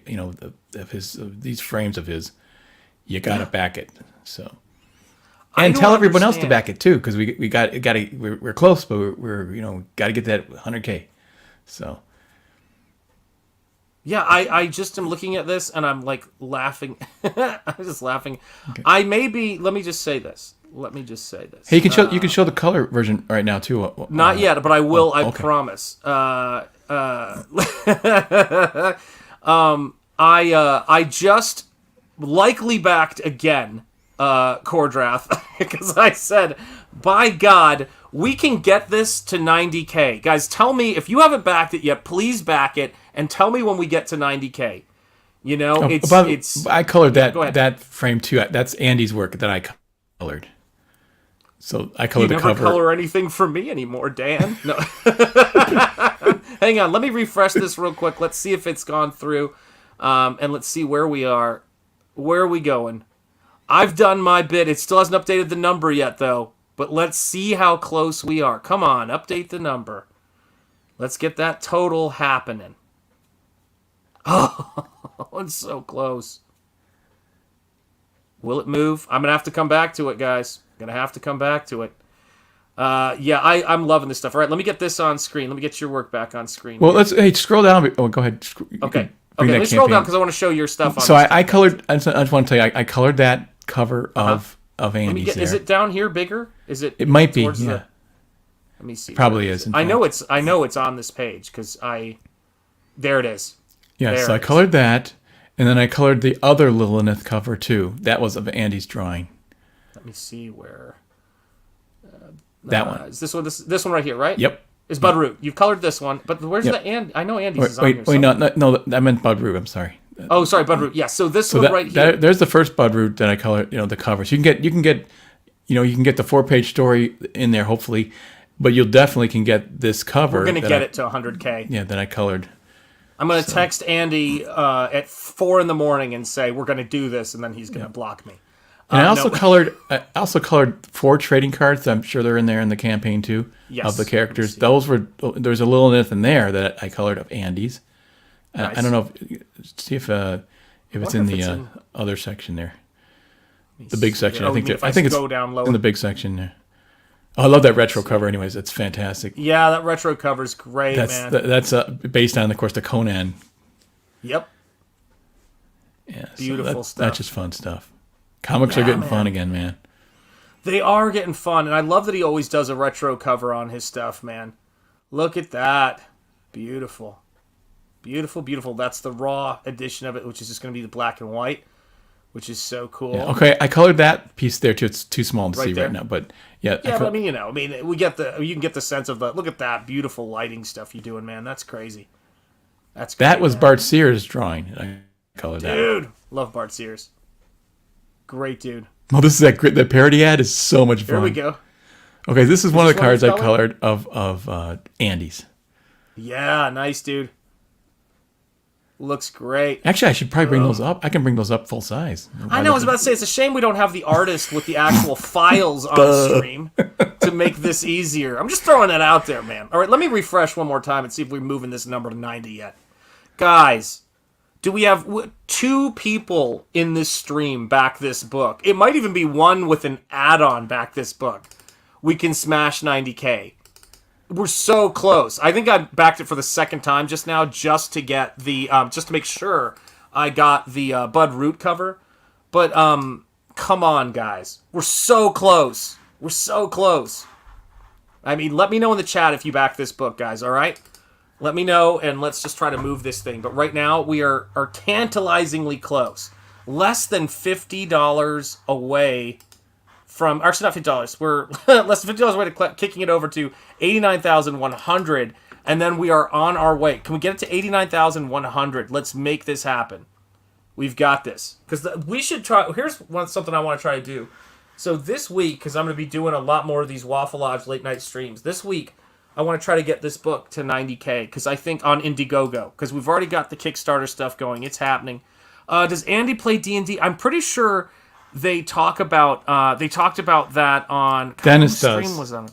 Yeah, Dennis does. I know. And Dennis has created this game that is compatible with any D&D. So he's really he knows all about it and he's really involved in it. Andy's not so much a big D&D player, I don't think, but he's this is not just an Andy comic. This is a Dennis written by Dennis. Oh yeah, Dennis and Andy. I had them both on the show. So if you watch driving videos, if you watch Andy's show, usually Dennis is there as his partner to talk about this stuff, and so they're just good friends, and this is a passion project. They love it. So yeah, I mean, and just the fact that they're bringing in so many people that they're passionate about. Shipbird Militia, how are you doing? I just updated the credits that has your proper name in it now. Let's see here. And chat, I missed the Late Night Legion. Yes, I know. That's why I brought it back. Yeah, Andy is coming on my channel on my birthday. John's Longbox. That's fantastic. Cool. Yeah, Andy's a terrific guy. Just a terrific Super guy. nice guy.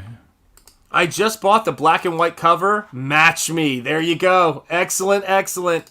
Let me refresh. And by the way, if let me refresh and see if we got the 1,510 backer. We're so close to 89,100. And then it's like, we are there, guys. It's moving. So I'm going to wait for that number to update. But because you backed the book, as you guys know, the Waffle Lodge cheerleaders have to celebrate you. So, my friend, this is for you. Charge! Well done, my friend. Well done. Yes, you guys are making great work happen. Work that they would not print anywhere else. And work that, by the way, I don't know if everybody's fully realized this yet because we're only 6 years, I mean, including myself in this, because we're only 6 years into this thing at this point. Or we will be this April. We'll be 6 years into it. But these books are going to be so exclusive. It's ridiculous.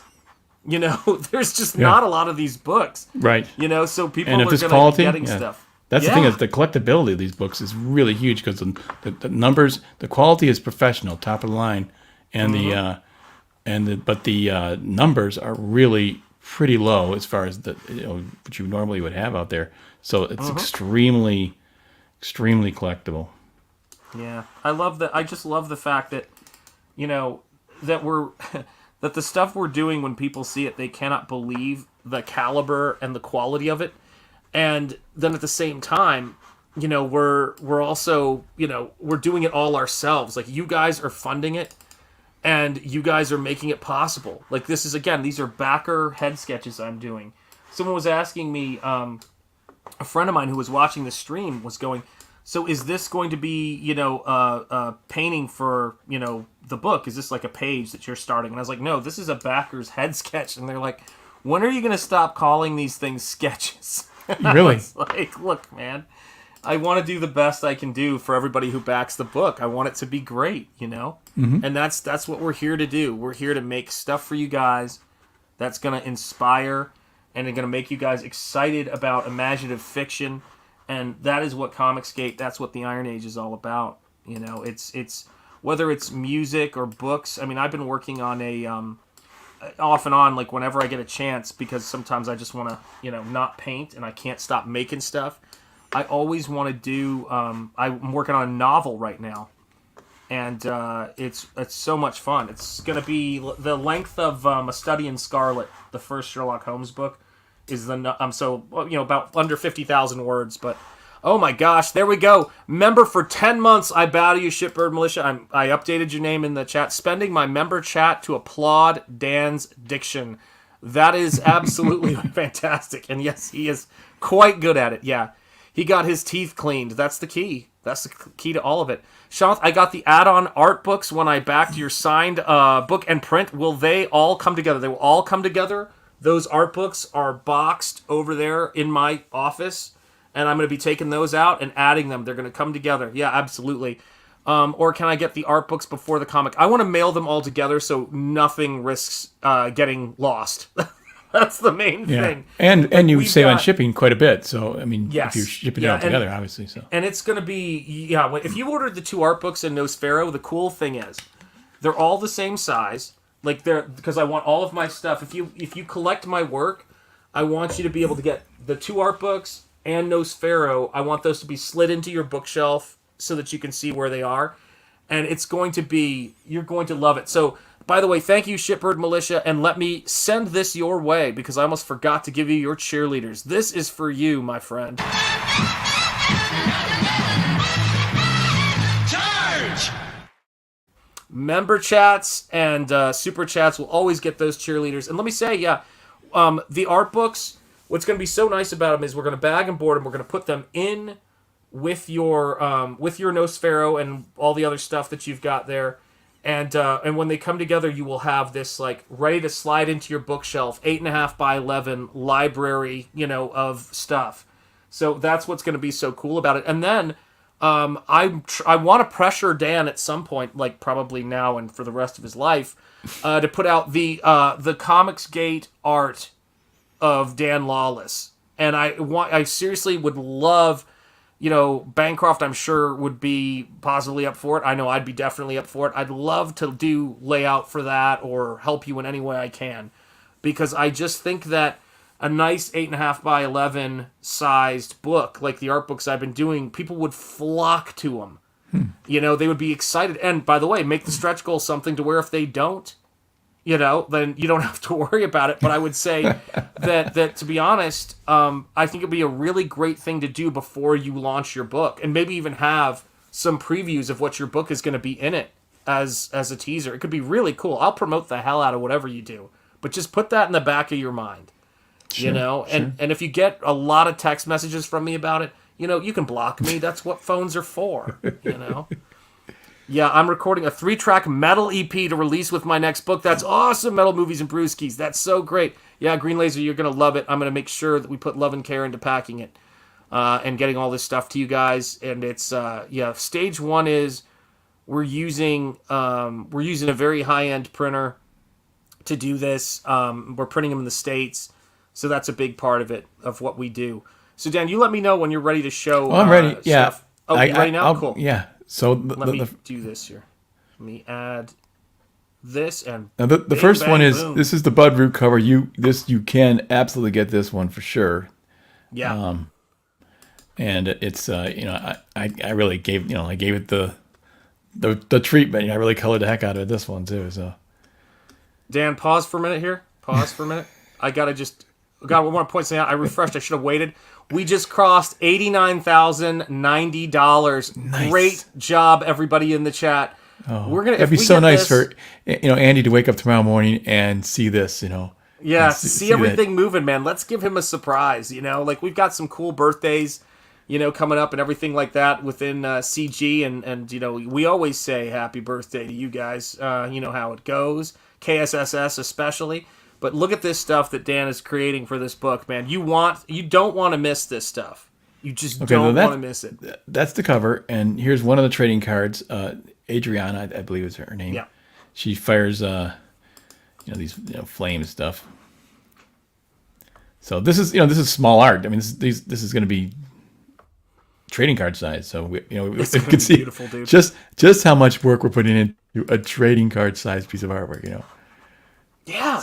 I mean, it's everything we do. I mean, oh my gosh, hang on a second. Here, you entertain. I'll be right back, guys.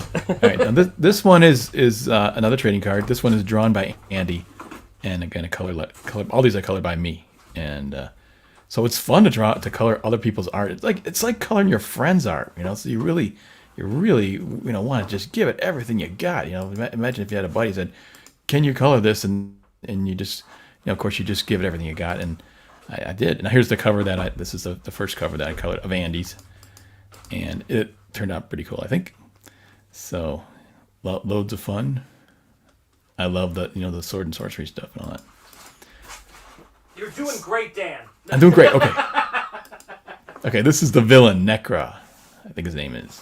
I was amazed how many mistakes I made on this when I first gave it to Andy. Like there's so many pieces of metal here, and I was like, colored it wrong, and he circled a whole bunch of stuff, and I had to go back and fix it, and so it's a complicated character to draw, because all these, when you're coloring these things, I do flats, and when a flat is, I color each one of these pieces separately, put it on a layer, and then I lock that layer, and then I can paint that without affecting the other layers. So that's how I color, and that's how I make it work, and so it's really complicated, and even a trading card like this, beautiful. Takes me all day, frankly, to do that. So, dude, they look great, fantastic. What's up, Eric Huffles? How are you doing, my artist friend? All these artist brothers of mine in the chat, man. Look at this stuff. Another Quadrath.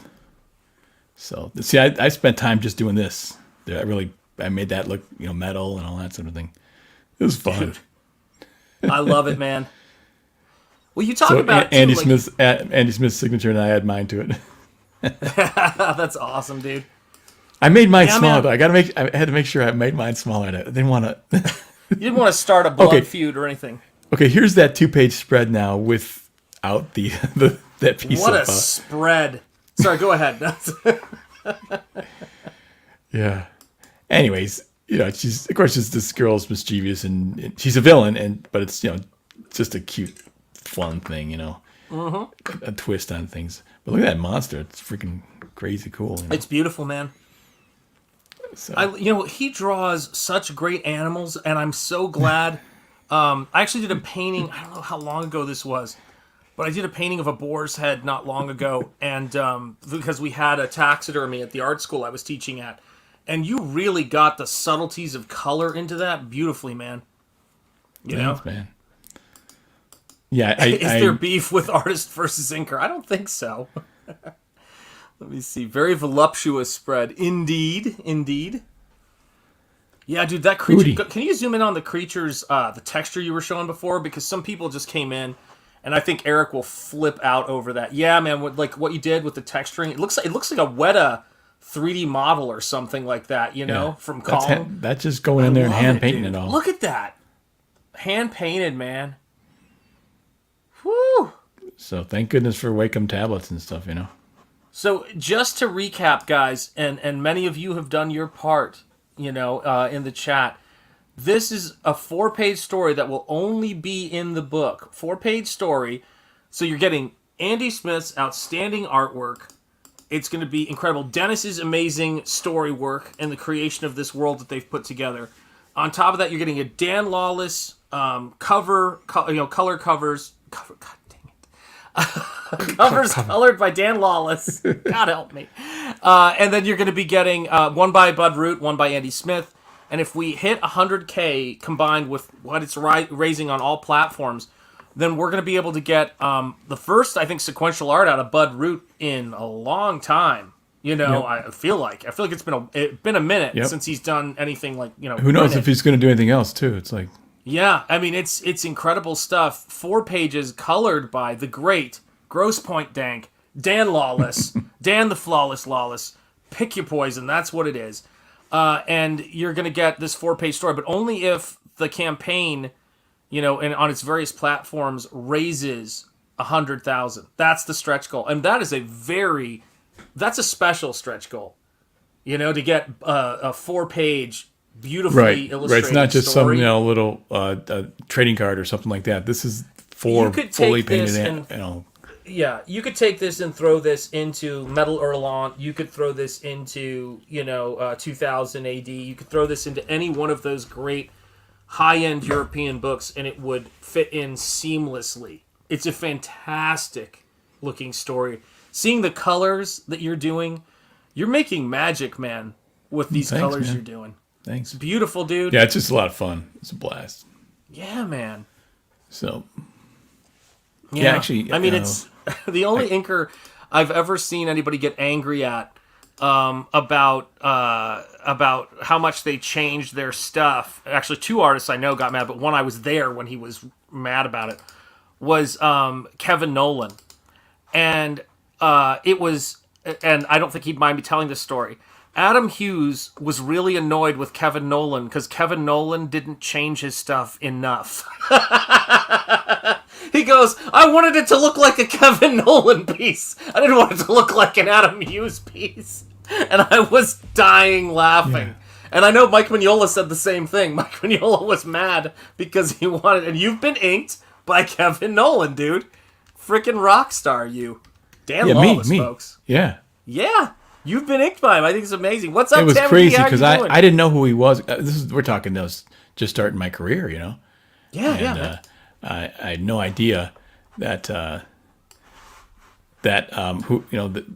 Carl Potts had him come on and do this short I gotta zoom, man. Doctor Strange story, but it's just like I get this stuff back. I'm like, what the heck is this? I mean, I gave him beginner drawings, and I get back this incredible artwork. Just Nolan's a genius.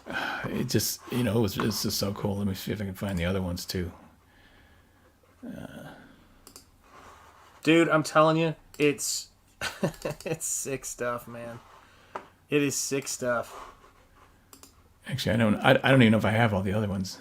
Oh, by the way, I'll show you something. I just got actually. You know, what's kind of fun is this particular piece here. I was sitting next to Art Adams, and he bought it from me. Yep. So he owns this piece. I mean, The story that I'm telling people is he stole it in hopes that you can get it back, but I don't think that that's going to stand up in court. I'm going to be honest with you. He pulled out this big wad of bills and Wad of cash, and you were like, what's up, man? And I was a beginning artist. I mean, you know, a couple $100 to me was like, holy smokes! It still kind of is. I got to be honest with you, it's still holy smokes to me. I don't mind a couple $100 here and there. You know, and I was like, he's like, I'll pay. I'm like, holy shit! So I was so delighted, like I couldn't believe it. Guys, if at any time we can move this number, we're so close to getting to 89,100. Oh, such a great book, beautiful art. This, if he raises total on his Kickstarter and Indiegogo, and you know me, I'm leaning towards Indiegogo always, but if he breaks that 100K, so if we can move this week to 90 and get him closer and closer and closer to this, then we get these 4-page stories. What Dan's showing you does not go in the book unless we raise enough money to make it happen, because it costs some money to get yourself some Bud Root pages. This is not somebody who it's the funniest thing, because I talk about this stuff with Nosfero. You know, the time it takes, the labor it takes to make this stuff happen, it's a lot. And you got to make sure that, you know, you're getting your money's worth out of it, you know, and you got to charge or it's not going to make sense. And so we want to help these guys. Well, you know, I mean, I'm not getting paid that much to do this. And this is not where I make my money. I'm in advertising, you know, but I can't afford to do this yet. But as it stands, I'm spending days coloring that 2-page spread, and I'm not, you know, it's not economically feasible to do that, but well, that's why like I said, this is just my fun time, you know, like I'm just doing this. This is just like I got all this comic book skills, and it's kind of going to waste in the advertising field, and it's like to be able to do it and be able to, you know, oh gosh, that's good. I just got the PDF. I have the hard copy of it. I just bought the PDF of the Tomorrow's Kevin Nolan book. And if you've never seen Kevin Nolan's... Well, you've seen his work, because he actually did the concept design on the Batman animated series. So this is some of his stuff from the first Batman animated series. His Man-Bat, his Croc, his Joker. So all of this stuff that's in this book, that they show off his Batman animated series stuff. Some of his... There's a couple color pages. They show the Man-Thing stuff he did. The Frankenstein piece, which is stunning, with Vampirilla in it. Some of his Kirby-inspired stuff, his Golden Age stuff, his color theory. He designed the Hellboy logo on a lark for Mike Mignola. They were sitting down, and he's like, I need a logo, and he scribbled Hellboy out, and that's the logo. Oh, my God. That's how good he is. Yeah, now that you mention it, it has it looks like his stuff, doesn't it? Yeah, Kevin Nolan's feel to it, yeah. Yeah, and so they go way back, and, you know, the thing about Kevin Nolan is... He's got this long career. He's a master in the field, much like Dan Lawless is, and much like all of these great artists that you're seeing. And this is what he does. That's a really great example. This is wow, let's see if I can stay on it now. Come on, you can do it. This right here is the page as it was given to him, and that right there is what he did with it. So that's what he's handed. That's what he did. That's what he's handed. That's what he's handed. That's what he did. He is a very unique in comics that he has that kind of leeway. And look at his hand lettering for the Crash right there. That's a big influence on when I was doing stuff in Spring Ball, and I'm going to be doing even more of that stuff. But is really integrating the letters, you know, into the stuff that I'm doing. But yeah, this guy he's next level. And we've got these people. We've got these folks like, I think these are Batman animated series designs. There's his Joker design. You guys know all this stuff. You've seen it. Like, he's defined, you know, the visual linguistics for an entire generation's Batman. It's incredible stuff. His Moon Knight stuff. And he collaborated with our very own Dan Lawless. And that's how we do this stuff, you know? Yeah, I still can't believe it. Like I said, I got this Doctor Strange. It was Strange Tales number 15, I think. Yeah. And I got it back, and I was like, oh my gosh, this is so cool. Like, I said to Kevin, I said to Carol Potts, can next guy ink my stuff more? Like, he goes, oh no, just as one shot. He was just doing like Like, I don't know why he did that. I don't know why he took an amateur artist like me, a beginning artist, and just made his stuff so darn cool. But it was everybody's jealous. Like, I'm like, because I always hear the same thing. Who's your favorite? Who would you like to ink your stuff? If you could have anybody, I'll say Kevin Nolan. Like, actually, I had to ink my stuff. And they all want to punch me in the face. Well, this right here, guys, when we're talking about the time we put in things, this is the bookmark that everybody is going to be getting for Nosfero. So this was a fully painted bookmark. I've got one version that has the logo on it, just to make sure you get to see everything, but the whole painting. Speaking of great logos, there's that one's awesome, man. And then she's holding Nosfero, or a book on Nosfero there, because I thought that'd be funny.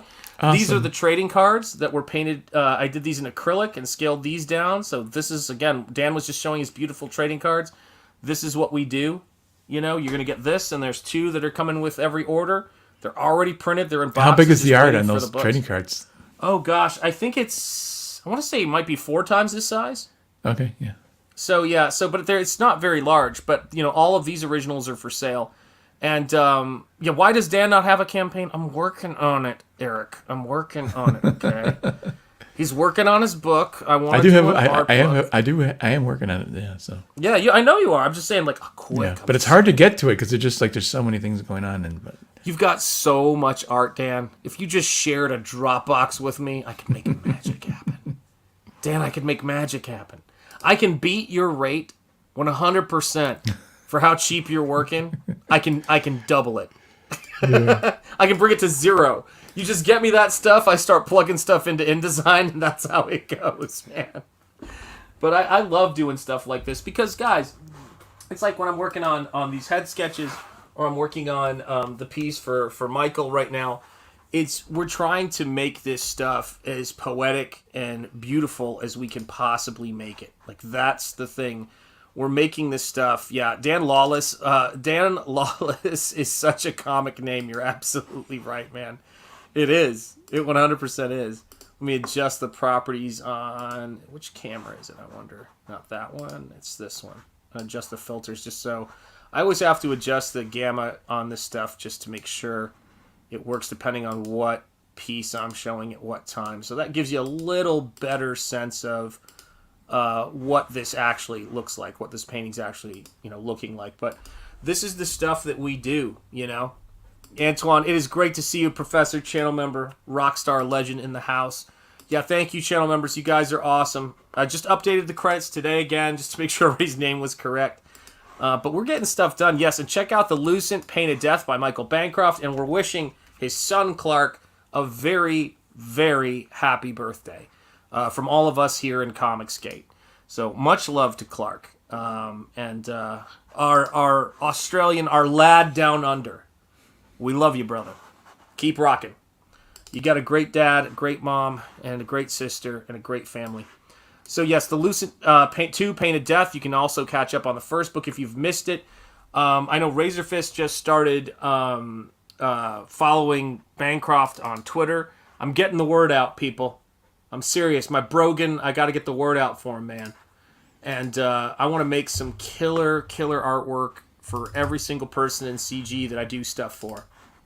That's what it comes down to, man. So we just keep on rocking. I mean, look at the detail and the density and the care we're putting into this stuff. If you're tired of what comics have become, this is what it's about. Yeah, the Lucent is my wife's favorite artwork that she's seen out of Comicsgate after me. I want to be clear. No. But the Lucent, she loves his design sensibility and his color theory because my wife is a graphic designer, and she I don't know, there's something about it that really speaks to her. We've all got, like, it's a really crazy thing, right? Because we've all got our people who share our sensibilities. Like, I think, Dan, you and I think, have some... Yeah, Green Laser goes, sure, she likes you more than Bancroft. Well played, Green Laser. You guys are killing me, man. How did Shanth die? He was laughing at the chat, and then he just went. That's how he wanted to go. That's how he wanted to go. But, I mean, I tell you, Dan, the stuff that you've done... How many Comicsgate pieces would you say you have done at this point? Oh, how many if we had to count it up? I don't really you know. did I a did Gem do a Shop page. piece. If I could find this, I have a page where I kind of put There's- a lot of them together. The cover Hang on a for second. just covers alone, covers and pinups would be. I think I have most of them. There's Private American. There's Hang on a second. Two-Fisted I'll show you. Manly Tales. I'll bring up something here. I can't. Oh yeah, man. They're not all of them here, but they're. But here's a number of Amen, them. Antoine. God bless you, Professor. Yeah, Antoine and I go way back, man.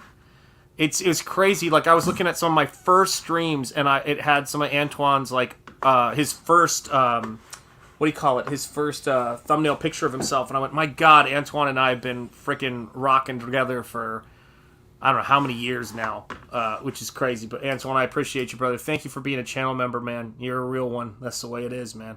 All right, I'm going to switch this up so I can show you this. So I'm going to make us the same size, and then let me add this. Okay, so not all these were Comicsgate people, but Sure. a lot of them were. But indie stuff. Yeah, all indies. Yeah, there's Kozar up here, and right then there was a couple of things I did for the swimsuit issue for Phil Diaz. You see what I got next to me when I work? Right there? I got this Dan the Flawless Lawless Tear in the Trenches pinup right next to me. Then there's the where I Boots work and with Heels. my proof. That's Camel Moon's.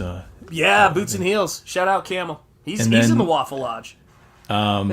This character called Kent Menace, which is a lot of fun.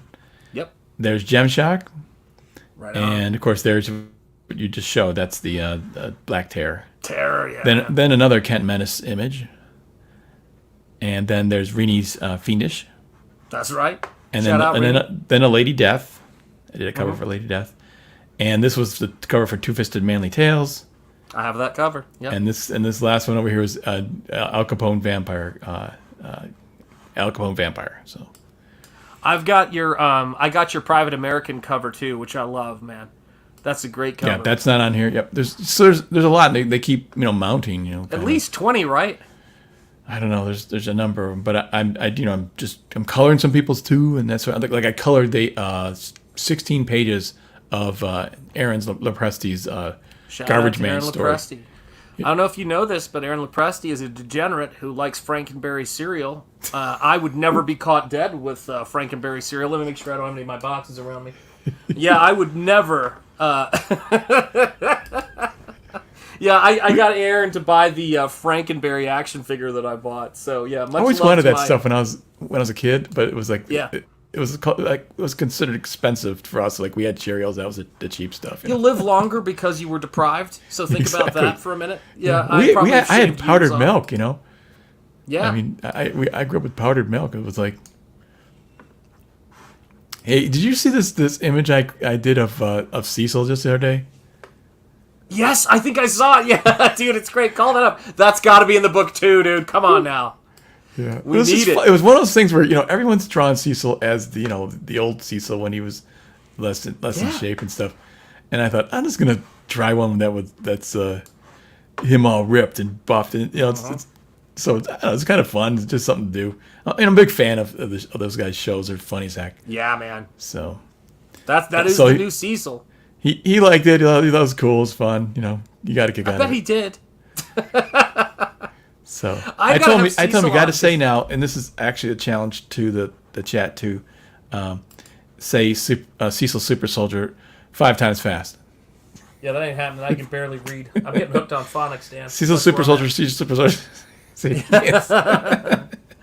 Dude, I'm telling you, man. It's like, see, this is how crazy Comicsgate sort of infected my family in the most beautiful way. A couple of years ago, or maybe 2 years ago, we were getting ready for like Thanksgiving dinner or something like that, and I came in the room and I said, "Hey guys," and my kids both said to me, "Hello," imitating Cecil. And I thought maybe I could do a better job as a parent to protect them from some of my Comicsgate streams where they're talking about pie and other crazy things. But you gotta love it, man. Yeah, some of the stuff. I mean, They it crack is me up. it is so degenerate. Some stuff they talk about, and there's been occasions I just can't listen to this. Oh, dude. But then I'll turn it back on later on. Like I take a break. Like I'm just because I never, I grew up very conservatively and like just, language even that's just really, it's kind of different for me. So, But it's fun. Green Laser has a comment that I'm not saying I can confirm or deny anything or hope, but I like them all. They would look great in an art book, wouldn't they? Agreed, Green Laser. Thank you for having my back. I will send you some cash for that comment soon. Sign up for Kit Carter, Planet Doom by Aaron Lopresti, an oversized 64-page sci-fi graphic novel. Available on Indiegogo. We've got the link right there from Eric Huffles. Eric, you're a rock star. Thank you so much, brother. Much appreciated. Yeah. By the way, Mandy's gem shot characters, I think, is a really interesting character. You know, the idea that she can grow these gems out of her body, and it's pretty indestructible. It's diamond, and so it's kind of a tough character, and she's of course beautiful, which is again the tradition. You can tell it's the kind of character that a writer comes up with, knowing someone else will have to draw it. I love you, Mandy, but God, drawing gems is so. It's like, I mean, I think about it as a painter. I'm like, but you guys kick ass on it. It's a great character. And shout out to Mandy, because Mandy understands. Mandy grew up in, I'm thinking, I don't know if she's lived there her whole life, but close to where I grew up. So I grew up in Chattanooga, and I think she grew up in northern or central Georgia. I think it's more northern Georgia, because Atlanta's towards the top. So she understands things like Whitewater Water Park, that's now apparently owned by Six Flags, and Country Fried Steak, and Po Folks, hopefully, because I used to love Po Folks when I was a kid. But yeah, oh man, that's great, dude. You know, when I posted this, guess what people said? He went to Jared. Holy cow, dude. Yeah, man, that is like, dude, look at this stuff, man. We need this. We need this in our lives. Because, look, I love the books with people's pinups in it. Oh, man. But I see this stuff, and I go, sometimes people want to collect this stuff. Oh, Northern Alabama, she said. Now she lives in Northern Georgia. Either one of those is close to me, because my wife's aunt lives in Alabama, so I've made the trip all over that area. But there's an accent from around our area that she has. That I mean, I must know everybody I know growing up had that accent. So yeah, shout out to Mandy. Much love. By the way, this is why I can paint Bud's Roots, figures, because I can do my own figures. This is me drawing and painting my own stuff, Dude, that's crazy. I love that piece. I grew up north of Atlanta, and my cousins lived in Chattanooga. Went to the Chattanooga Choo Choo many times. I grew up in Chattanooga. You know what I'm talking about. And guys, just so you know, because I'm bringing it to Shane Davis now, guys. That's what's happening. It's on. Let me see if I can get this. Did you see this one? The close up of this one picture Yeah, I did. The Jack Show whiskey. I loved it. And That's there's exactly Cecil. what I noticed. Cecil's on the cover right there. But actually, I did one. I think I did two. I did two. I did one with the Diaz brothers, and I drew Phil on there, and then this one. And they printed the Diaz brothers ones. But I said they should have had it on and let people vote, because they were afraid of course they were going to pick the Jack Show one. So Vane is his character. It's his book. He's like, I'm getting it, man. I'm getting my stuff on the label. I'll remove this for a second, only so I can show one very important thing. This is my train cap that I got, because I'm taking it to Shane now.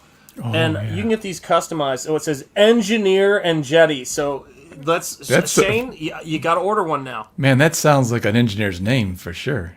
Doesn't it? It works. You can't spell engine without. No, you can, I don't know. That's not necessarily well, it true. sounds like either way. It sounds like an engine, right? I have to tell you this, man. Because where I grew up, my Waffle House was on Brainerd Road, and we would go there between classes sometimes. We'd go there 2 a.m, so that's kind of where all this stuff sprung out of. And nothing makes me laugh more than when I do this like 2-shot of the two of us or anybody I'm talking to on the street, and you can see the Waffle Lodge like designed in the background, because it's just a trip, man. I just love the name Waffle Lodge. Dude, I love this stuff. Chatty Booty. Yeah, that's right. Chatty Booty is where it goes. Yeah, I'm not going to even say that because, I was going to say, I had fun in Chattanooga myself growing up. So let's see what else we've got here. Hello, John. Yeah, John's in the house. That's right. Jetty Engineering, getting things done. Amen. That looks like a train cap, unlike Shane's Gay Broadway musical hat. I'll send Shane one of these days. I gotta tell him where to get it. I showed him where to get the Shin Godzilla book, because we both love that stuff. Hail Blackjack! It's great to see you in the house. How are you doing, brother? Anybody new coming in here who hasn't hit the like yet, please do. Let's move things. What I want to do is, so let me let me take things down just for a minute, talk about the strategy here, right? So, as horrifying as this may sound, I do have some friends in, and these friends are in Comicsgate in many instances, and these friends are promoting books and launching books as we do continuously. And so I decided to get a StreamYard account again so that I can do my eCam stuff during the day or later in the day and do painting streams in 1080p.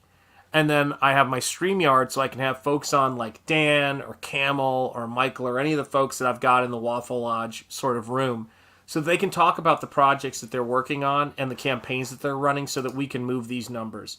Because I think it's really... it's one of the things I've always loved doing on this channel, and I've never really stopped doing it. But it's right now I feel like there's a lot of folks I know who've got books in the pipeline that are coming out soon, campaigns wrapping up, campaigns launching. And it's a great excuse for me to stream more because I really just want to get into a routine. And so I'm trying to stream almost every single day going forward because I'm not good at remembering specific days to do it. So if I just say to myself, did I stream today? That puts the pressure on. You know, it's like everything else in life, you know. I'm better off with a strategy of going, I'm either going to stream, I'm going to try to stream once a day, and if the mood strikes me, twice a day. That's my plan. Yeah. I still haven't done a live stream. It's just... Dude, what you're doing now is great, man. Yeah. It's absolutely but great. Actually, yeah, strategy time. you know, gosh, I have such sympathy for you when you were a teacher. I mean, what I'm doing now with these tutorials is, it's like doing lesson plans. You got to like, I mean, I have to work through these things, and I've got a lot of stuff coming. It's just like I'm gonna have to. I got one. I made a box to do storytelling. I made a box with figures. I'm gonna shoot it with my camera and everything to try to explain the 180 degree rule and that sort of thing, just to help people get clear storytelling. And there's so much stuff to teach, and it's just a wealth of knowledge that you build up after 36 years of being in the business. You know, so.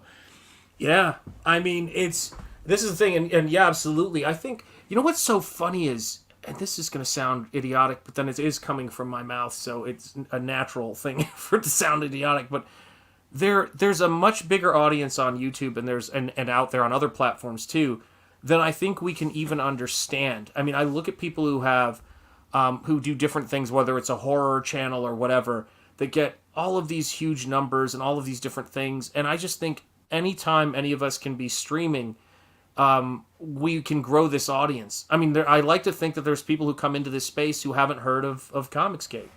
You know what I mean? Every now and again, someone's going to come onto one of my streams and go, oh, he's doing acrylic painting. I want to check this out. What's this? I want to back this book. Right. You know, that's a big thing for me, man. Yeah. And I just... Oh, by the way, someone mentioned Eric mentioned that I showed that picture of Cecil and but I forgot to mention that there's a second chance campaign there of great job, grab. Eric, with that second chance campaign for cash grab, exclusive cover by Rini. Check it out right there, Indiegogo Projects cash grab. Click on it, back it. For those of you guys that were disappointed that it actually came out because it was promised that it was just a cash grab, I apologize. But just the same, let's back this book because unfortunately it's a great, fun, and funny comic book. Yeah. And well, you know, the thing is, I've said this before, that really today now, it's almost like two products, like especially in Cecil's case, because he is doing every week, he does many hours as he's doing a comedy show. And if you went to a comedy club, you wouldn't get out of there for under $25. Like, you know, and so here's this guy doing week after week after week for, what is it, 3 years now or more? Yep. He's been doing the show, and people complain like, "Oh, where's I put $25?" Well, you're buying Cecil too. You know, you're buying the entertainment, the fun, and it's I love. I can, when I'm working at late at night like I usually am, I can put on one of those shows, and they crack me up, and they're funny, and they keep me entertained and keep me drawn at the drawing table, and that's worth a lot. You know, more than $25. So it's that's that's what I ask people to do, is just keep in mind, are you really enjoying just the comic book, or are you enjoying the show? Like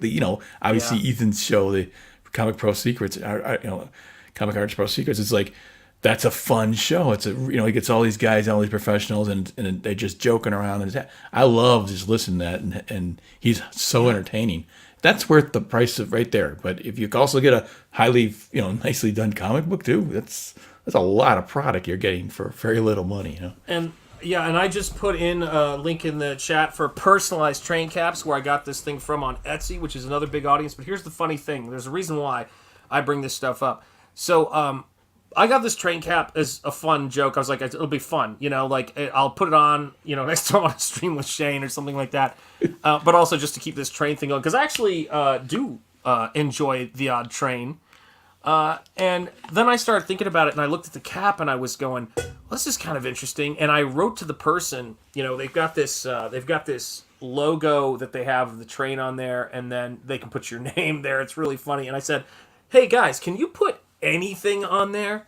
So like if I wanted to have my Iron Age logo or design a logo that would work for that, could you do that? And the guy wrote me back, he's like, yeah, we can do that. And I went, interesting. Yeah, because it looks like an Iron Age hat, so it does. It looks like an Iron Age cap, right? It looks like you're working and getting things done. And I thought this is perfect. So I've got to figure that out. Now there's that company Sinclair. I got Ethan's. This man, is the best baseball hat I've ever had, and no hat ever fits my head right. And this thing is. It's got lettering on the inside of it. It's got it's got a clip back, and I mean it's lettered inside. It's just like, and it just I've wore this hat to death. I really kind of ruined it, but it's a great hat. It's a great hat. I got the one of the first ones, I think, which was the all caps that had the Comicsgate logo on it. Love that cap.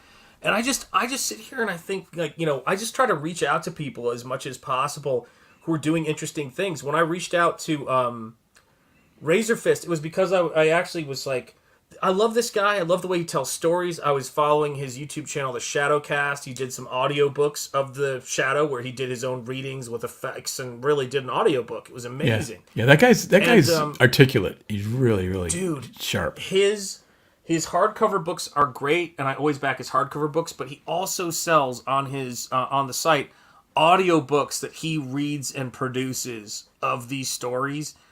And it's great. So if you want to sit back and listen to Razor Fist tell you one of the Night Vale stories, read it to you with all of these different, voices and sound effects, it is freaking awesome.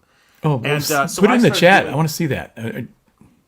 Which things? The link to that. Well, in a sec. But this is a better segue to how I ended up, unintentionally, doing stuff for this dude. So what ended up happening was there we go. I started doing some paintings, and I think these are for sale on my website too, on Shanth Enjeti Art. But I started doing some paintings of his characters from the book. So This is the female lead. This painting's available on shanthenjetiart.com. Go under Works for Sale, and then just message us to make sure. And we, two people don't do it at the same time. Yeah. So Shanth, you sell on Comic Art Fans? No, I don't actually. I just sell on my own site for right now. It doesn't cost you much to get a membership there, or you actually don't even need a membership. But it's membership's not too expensive. But there's a great place for people. That's where all your big collectors are, and people would love this kind of stuff on this kind of quality art. Those two were for his first book, and then this painting right here was one that I was working on. That's of his second book, and one of his characters, this wraith-like character. But this is how stuff happens. This is how fast stuff happens. So so I'm doing this stuff, Dan.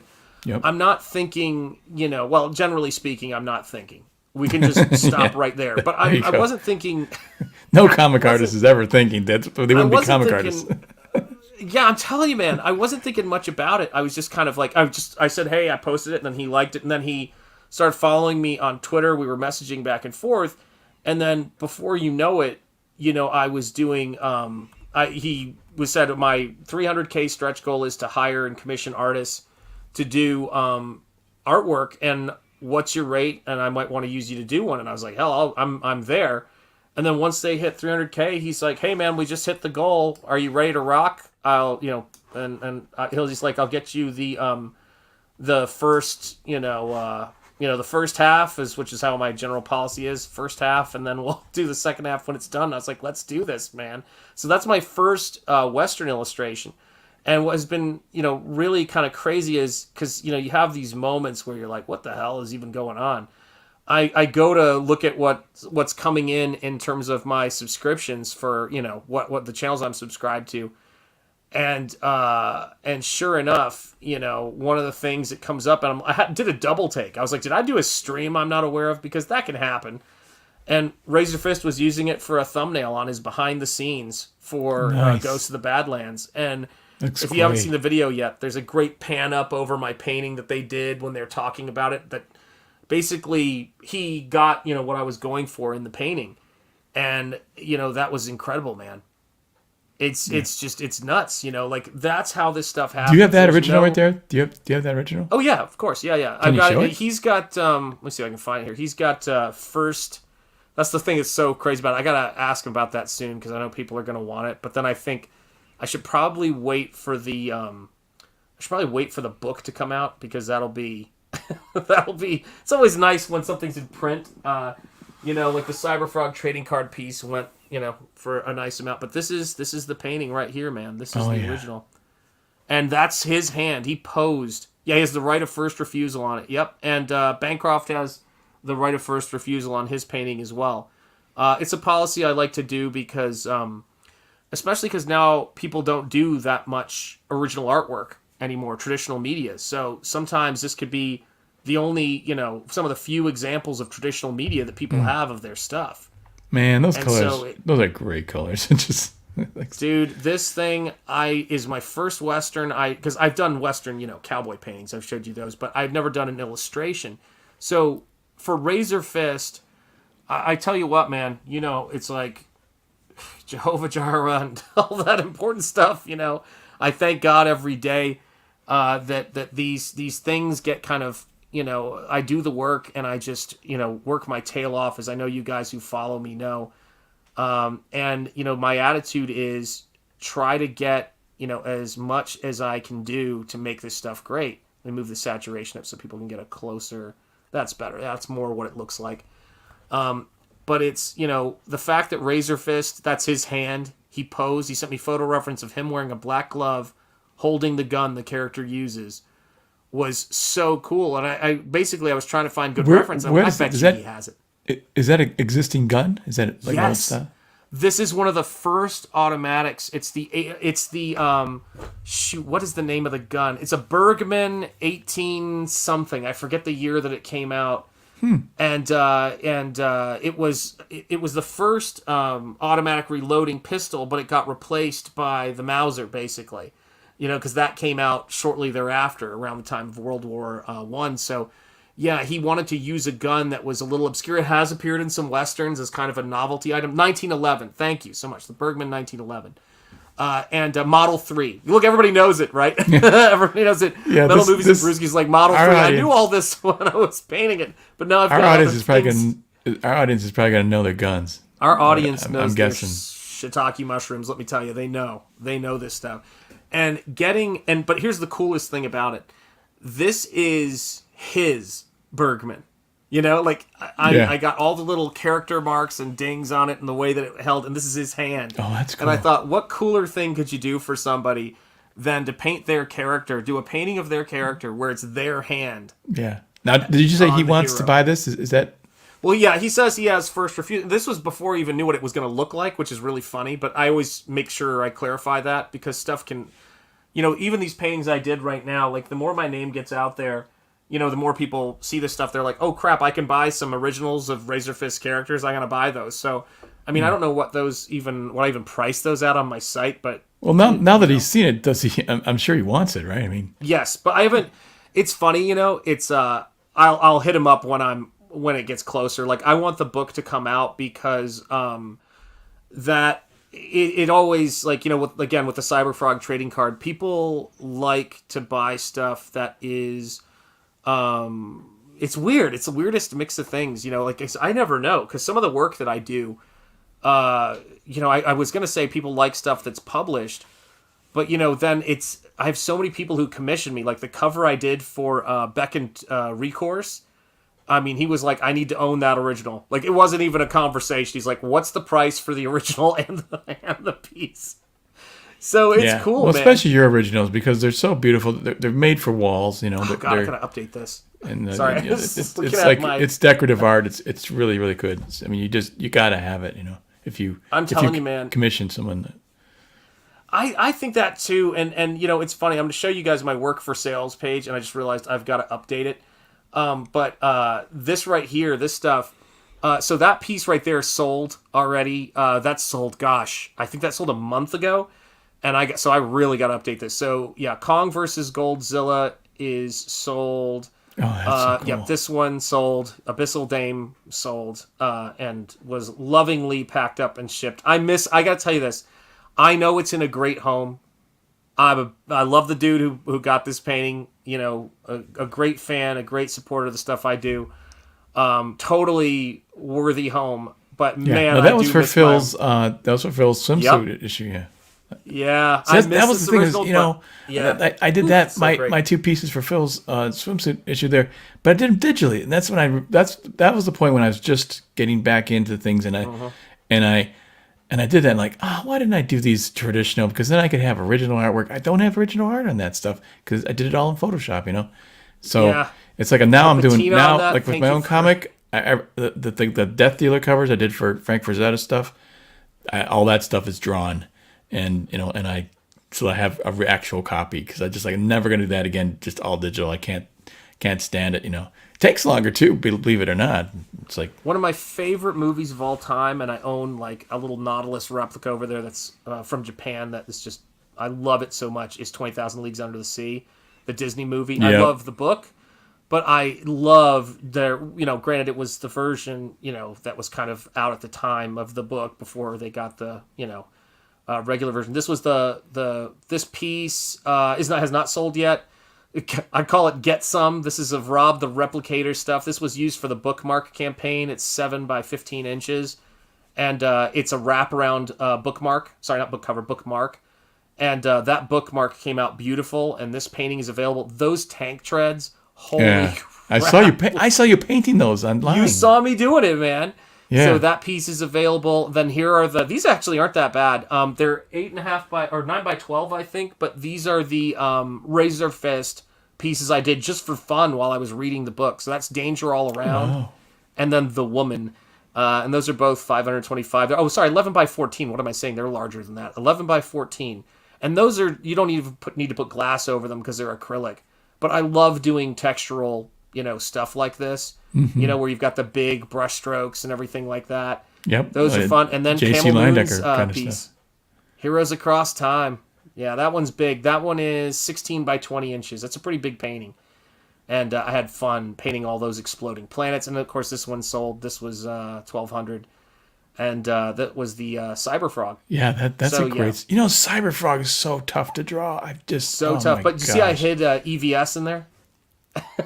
Where? In the there. That's cool. I think I remember you showing me that before. That's really cool. I don't know if anybody a lot of people who have the card don't probably know that, but yeah, I always say that one of the better, investments. What's up, Paulus Arts? It's great to see you. One of the best investments Hey, you Paulus. can make That's is awesome. in original artwork. I mean, it's seriously there's not a lot of it being done. Paul Stars, I and, really appreciate your support with my videos and people who go and Paul watch Stars is them great. and comment on stuff. I mean, that makes a lot of difference, and it also makes a difference to me because I really don't know if my tutorials are actually doing anything for anybody. So until you tell me, and then I go, oh, okay, good. So I was going to bring up my. I did my my one and gosh. only CyberFrog that turned out well. It was What is this? Oh, comic. Oh, Shanth, please post on Comic Art Fans. They move tons of original artwork. Antoine, I will absolutely do that. I'm so sorry I missed your super chat just now. Thank you, Antoine. Listen, you and Dan, I trust you guys. You guys help me out so much.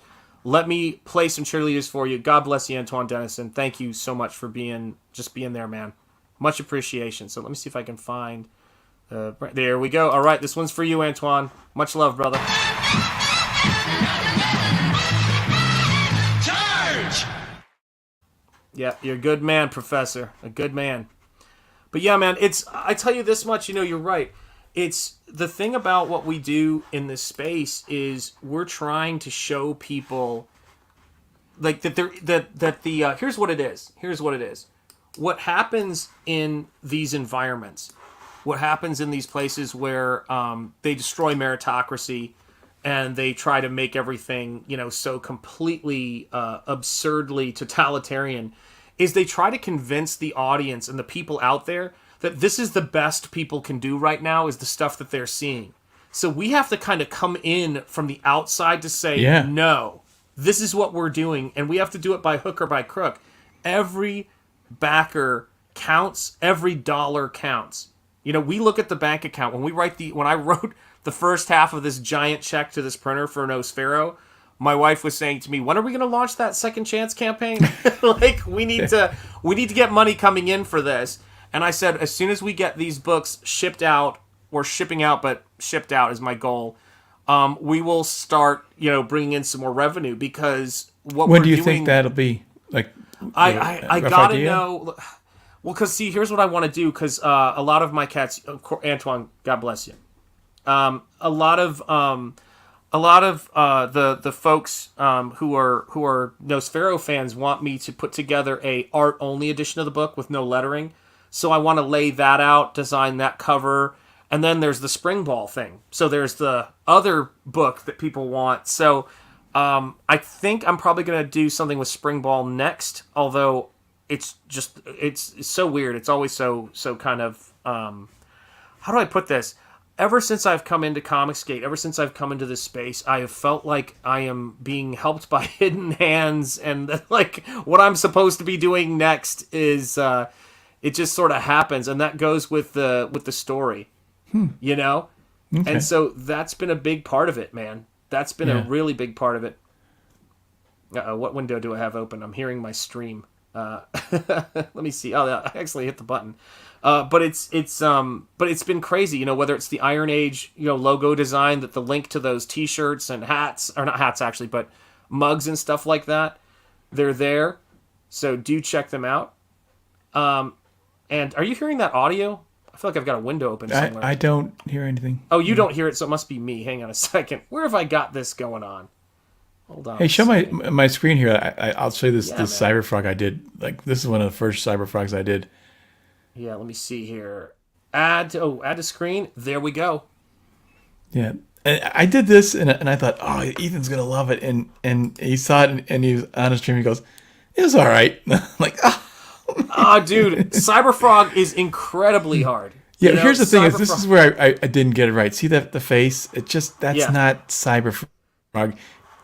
I can't even put my finger on it. It's like there's something about the way he draws it. CyberFrog's hard, it's man. so super hyper detailed, and I mean, this was close. It wasn't too bad, but it wasn't quite CyberFrog. It's like I don't know what it is. It's a weird thing to get your finger.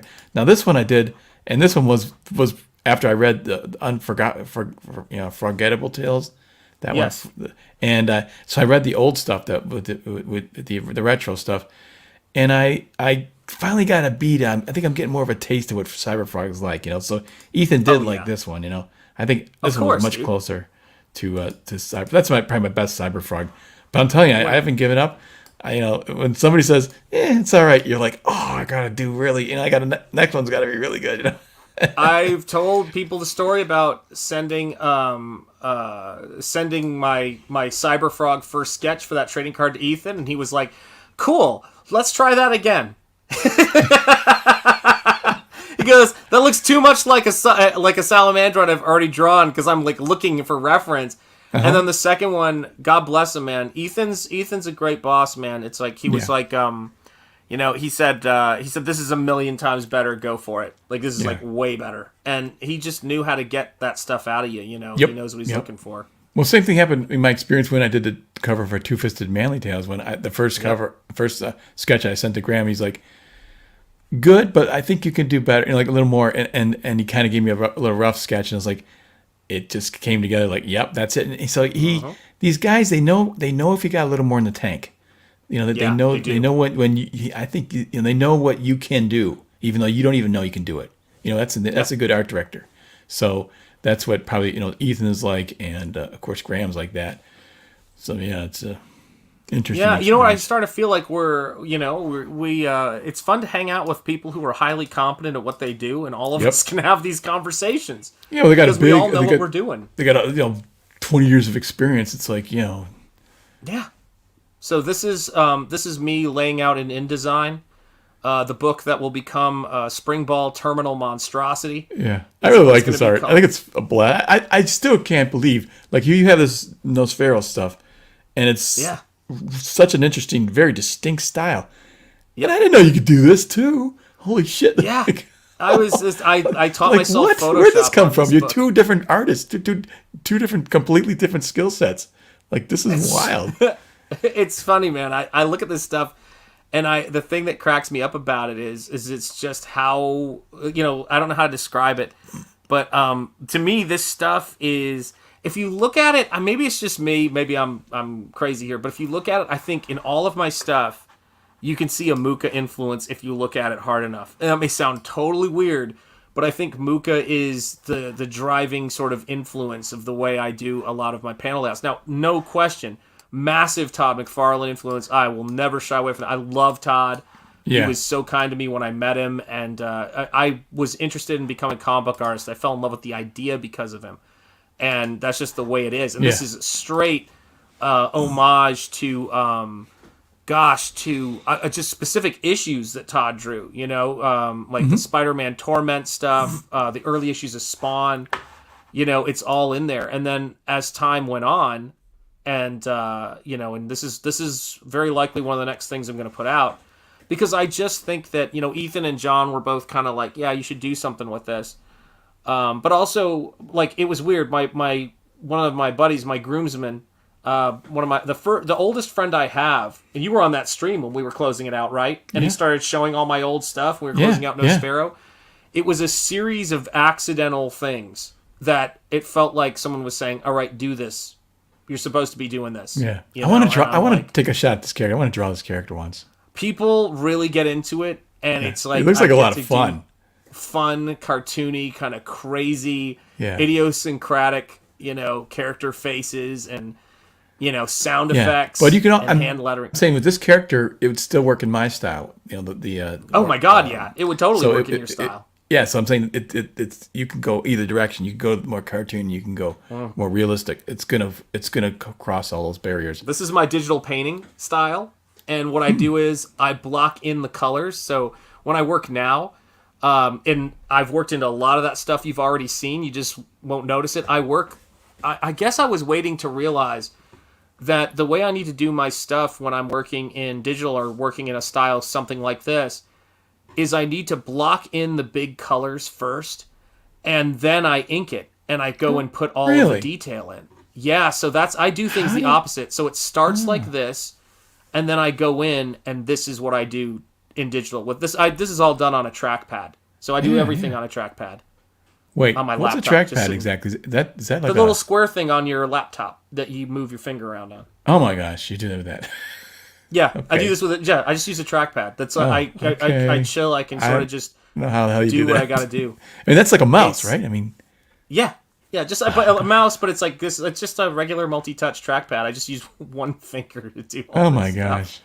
And then I pinch zoom and everything like that. So this is What me happens if sketching your out. finger wears out? You got to get another finger. Then you look, and then it's over. No more. But like this face right here, all this detailing, this is all like sort of trackpad work right there. Interesting. Yeah, so I do that stuff, and then this is how it starts. This is how I scribble it out in color to figure out where it's going to go. Kind of looks then, of cool. course- It kind of looks cool in that stage, actually. In this, yeah. So people always say that about my layouts, right? kind of pop art, Speaking Graphic. of pop art, Something's popping out of there. that's right. And then this is a font I created. So I used to hand letter Spring Ball, and so I took my handwriting, scanned it in, created an Illustrator, and made a Spring Ball. I call this Spring Ball Sans, and this is just my handwriting as a font. I type in it now, so that's been really fun to do. So I built a font. Did you build this. it in? How do you build it in Illustrator? I or built what? it in Illustrator. Yep. Yeah. Okay. And so that's the last page, and that's where Spring Ball ended, although I've changed so much of this book now. The story is so much better. And then this is the first new Spring Ball stuff right here. So this is going to be the first fully painted, like, digitally painted and then inked in this particular style. Right. And so this is like me roughing the stuff in right here. See, I think that's a great character. I love the design. It's kind of like Spider-Man, but cooler. Yeah. It was influenced by so many different crazy things. So obviously Spider-Man was an influence. There was also, I was watching, gosh, think of how far back we're going in time, like freshman year of college. So that would be 1994. For those of you in the chat who are mortified, that's what we're talking about here. Dan's probably laughing, going, "You think that's a long time ago?" You kids. You kids. But and so I was watching the Animaniacs and Pinky and the Brain and all of that great Warner Brothers animation because I was super into animation. I can see that a little bit in there. And so and I was also when I went off to college, before I was even doing that, I had a Felix the Cat cap. So I've always loved old school animation. So I wanted, and Who Framed Roger Rabbit was an influence, and all that beautiful animation style. So much of that animation influenced this character. And then Paulus says he's going to give that a try, that approach. I almost want to try it too, just for fun. Just Thank you, Admiral. Channel member, brother. It's great to see you. Yeah, so like I've thought about doing similar approach, but never tried. Thanks, Shanth. I might give it a try. Guys, it's so fun. Oh yeah, I can see Animaniacs in there. So I love... I'm a big fan of that famous outtake by Orson Welles. I love it. We know a remote farm in Lincolnshire where Mrs. Buckley lives. Every July, peas grow there. You don't really mean that. You see, we're already on the field, don't you? I think it's so much nicer if we show the field and say, of course it's every July. You just say in July. No, there's no known way to begin a sentence with in and end in July. If you show me a way to do it, then I'll go down on you. Actually, this is Orson. So they parodied that in Pinky and the Brain. Yeah, the spring ball stuff threw me as well. This is Sean's art, yeah. And I've done some Starship Troopers stuff in that style, and I did the short story of Flash Gordon that I did for, that Len Wein wrote. God rest him. Swamp Thing co-creator, and I think Wolverine co-creator. Len Wein, amazing artist. So I illustrated a short story for the Flash Gordon 75th anniversary for him. And that he wrote, and another guy who hired me on Starship Troopers has always been a big fan of Spring Ball, hired me to do. And the thing about it is that I don't think what I wanted to do at the time that I didn't have the skill to do was I didn't understand how to work. How do I word this? There's another influence that's always been a part of Spring Ball that's going to sound odd, but you will probably get this mix when I show you this one frame, which is Spring Ball was meant to be a cross, like in terms of stylistically how it happens in my head, of Todd McFarlane and Dave Stevens.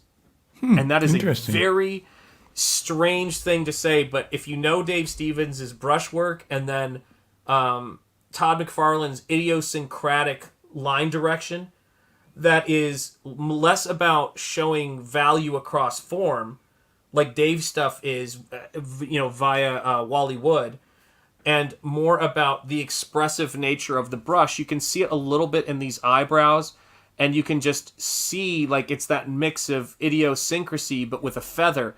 And I use this very basic brush that is old in Photoshop that it will give you a feather.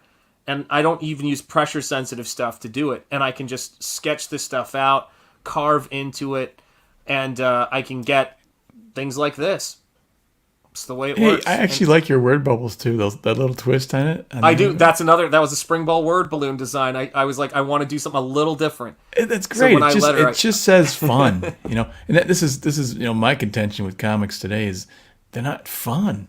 They forgot about having fun.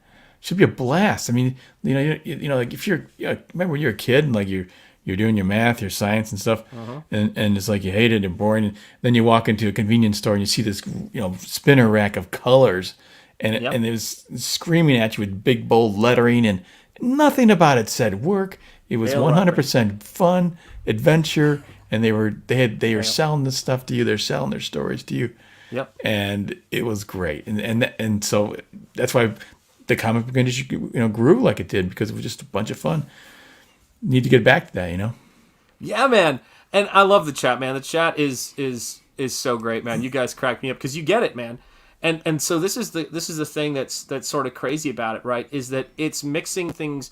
Like, I don't talk a lot about, because Nosfera is one type of writing style, Springball is another type of writing style, and then the novel that I'm doing right now is its own. And by the way, for all my comic skaters out there, the book that he's reading, a comic here that's called The Cosmic Gate. I hope you guys understand what that's. That's my nod to Comic Skate. But the thing about it is that when I'm working on this stuff, it's like this is like the writing. This is how I write Springball, which is very different than Nosfera. Which it's like, I know you're worried. You're gonna find her. She's going to be okay. I'm 4.5 hours past worried Molly. She seemed off on my last visit to the group home. She had a faraway look in her eyes. That stare she gets. I could kick myself for not making more of an effort to get her talking. Listen to me, Spring. She knows that you're there if she needs you. You made it clear. You can't be responsible for the choices she makes. That's too much to put on anyone, including you. It's that kind of thing, right? Now, something I've never shared on stream that people have not ever heard me read, but I was reading to my wife today, and for this I haven't gone through and proofread it, but just so people get an understanding of what kind of topics interest me and what I write about. My novel is about the adventures of essentially a kind of the central character of it, which is sort of like the Watson to the Sherlock Holmes character in it, who's hunting vampires in the story, and also communists, which is kind of a fun part of it. Is a recent widower and an old man inspired in my mind by Peter Cushing. He's just lost his wife. She was a refugee from Cambodia, came to America. They got married, had a family. She just had a heart attack. And instead of it being sort of just the end of his life, you know, this beautiful thing, which it is, it's painful, he gets called to action by this servant of God or whatever on Earth. And I'll read this little passage because I was reading it to my wife today. And again, it's a novel. I don't know where it's going. I'm only at 9,000 words, and my goal is 40,000. But here's a bit from it, just so you guys know my writing.